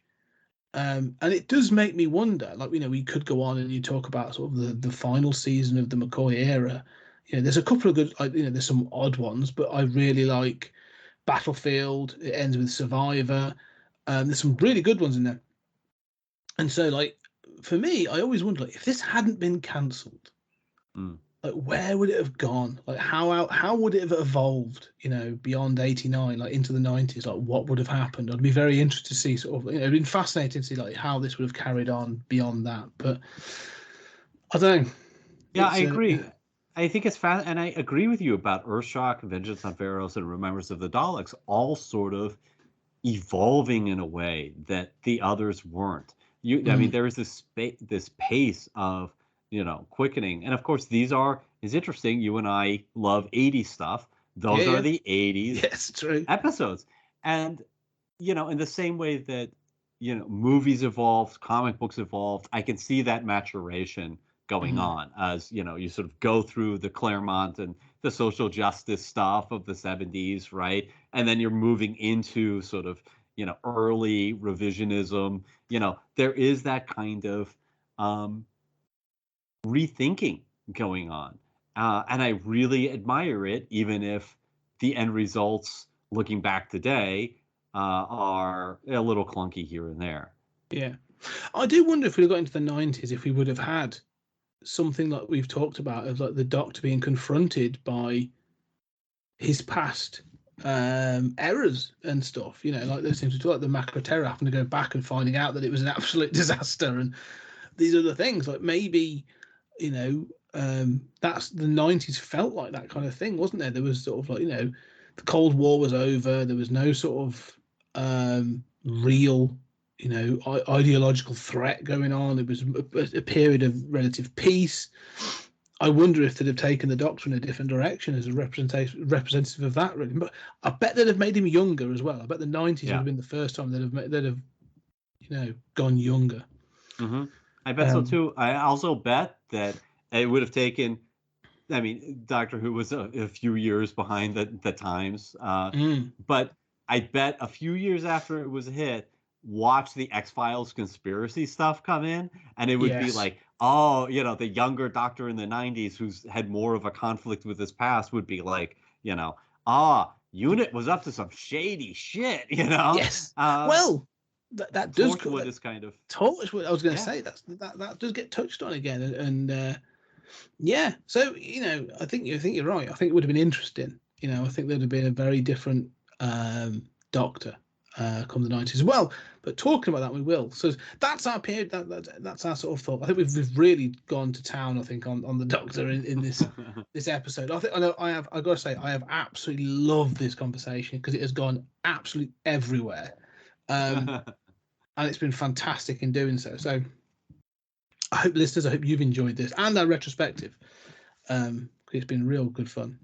Thanks for listening. Don't forget our Patreon after this. We are going to do both the Curse of the Fatal Death short from before Doctor Who relaunched, but also the TV movie from the 90s.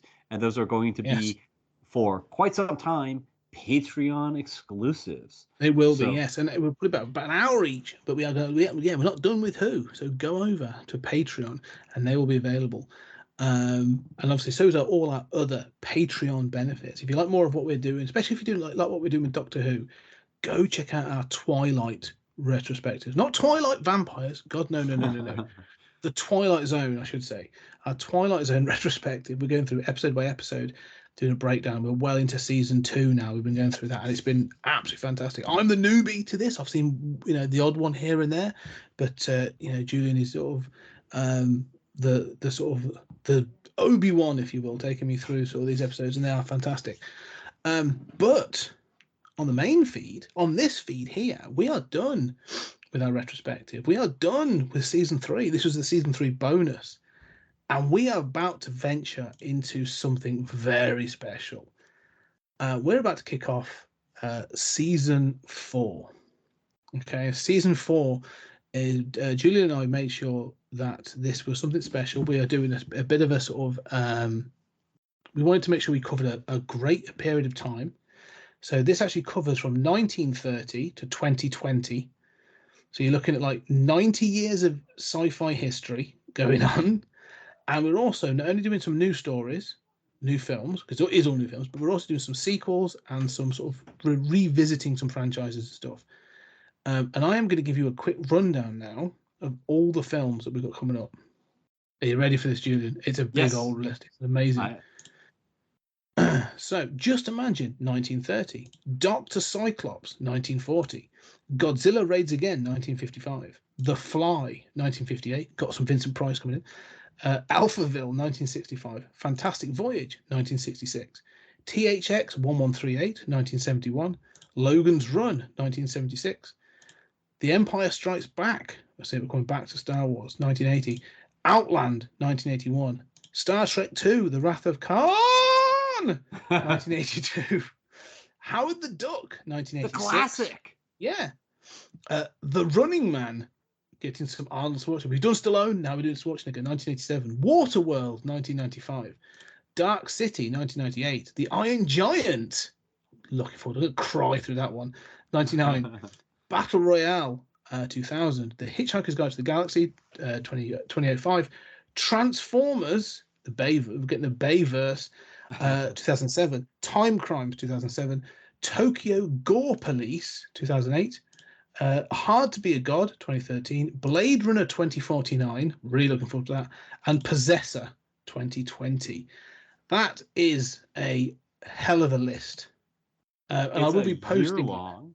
What an ambitious season, us really committing to what we've done before of a long dive into sci-fi history, but on an even grander scale with a lot of foreign stuff mixed in and sequels and comedy. There's animated. We're going to love it. Yeah, it's a big old season. I can't wait. Some great stuff. Going back to 1930 as well can be really interesting to sort of see, and then we're going to be doing our wrap-ups along the way as well. So we're off to the races, ladies and gentlemen. The next episode, we are going to be doing Just Imagine from 1930. So jump in, and we'll try and track it down for you to make sure we can find some versions of it so you can watch it. I'm sure it's on YouTube or others. We shall let you know. But for now, ladies and gentlemen, thank you very, very much for sticking with us. It's been a long old episode, but I think it's been worth it today. But Julian, thank you very much. My pleasure. Thanks for giving me a reason to go back and explore some Doctor Who. No, it's good. We may visit Doctor Who again. We might jump into TARDIS. We might do some new Who. We'll see. We'll see what we think about that. But I will say, you upper class git, as soon as I walk in those blue doors. That's right, yeah. The Lord of the Manor and his little blue box. But ladies and gentlemen, thank you very much for joining us on this trip in the TARDIS. And we hope you join us on the next episode when we do Just Imagine. See you soon.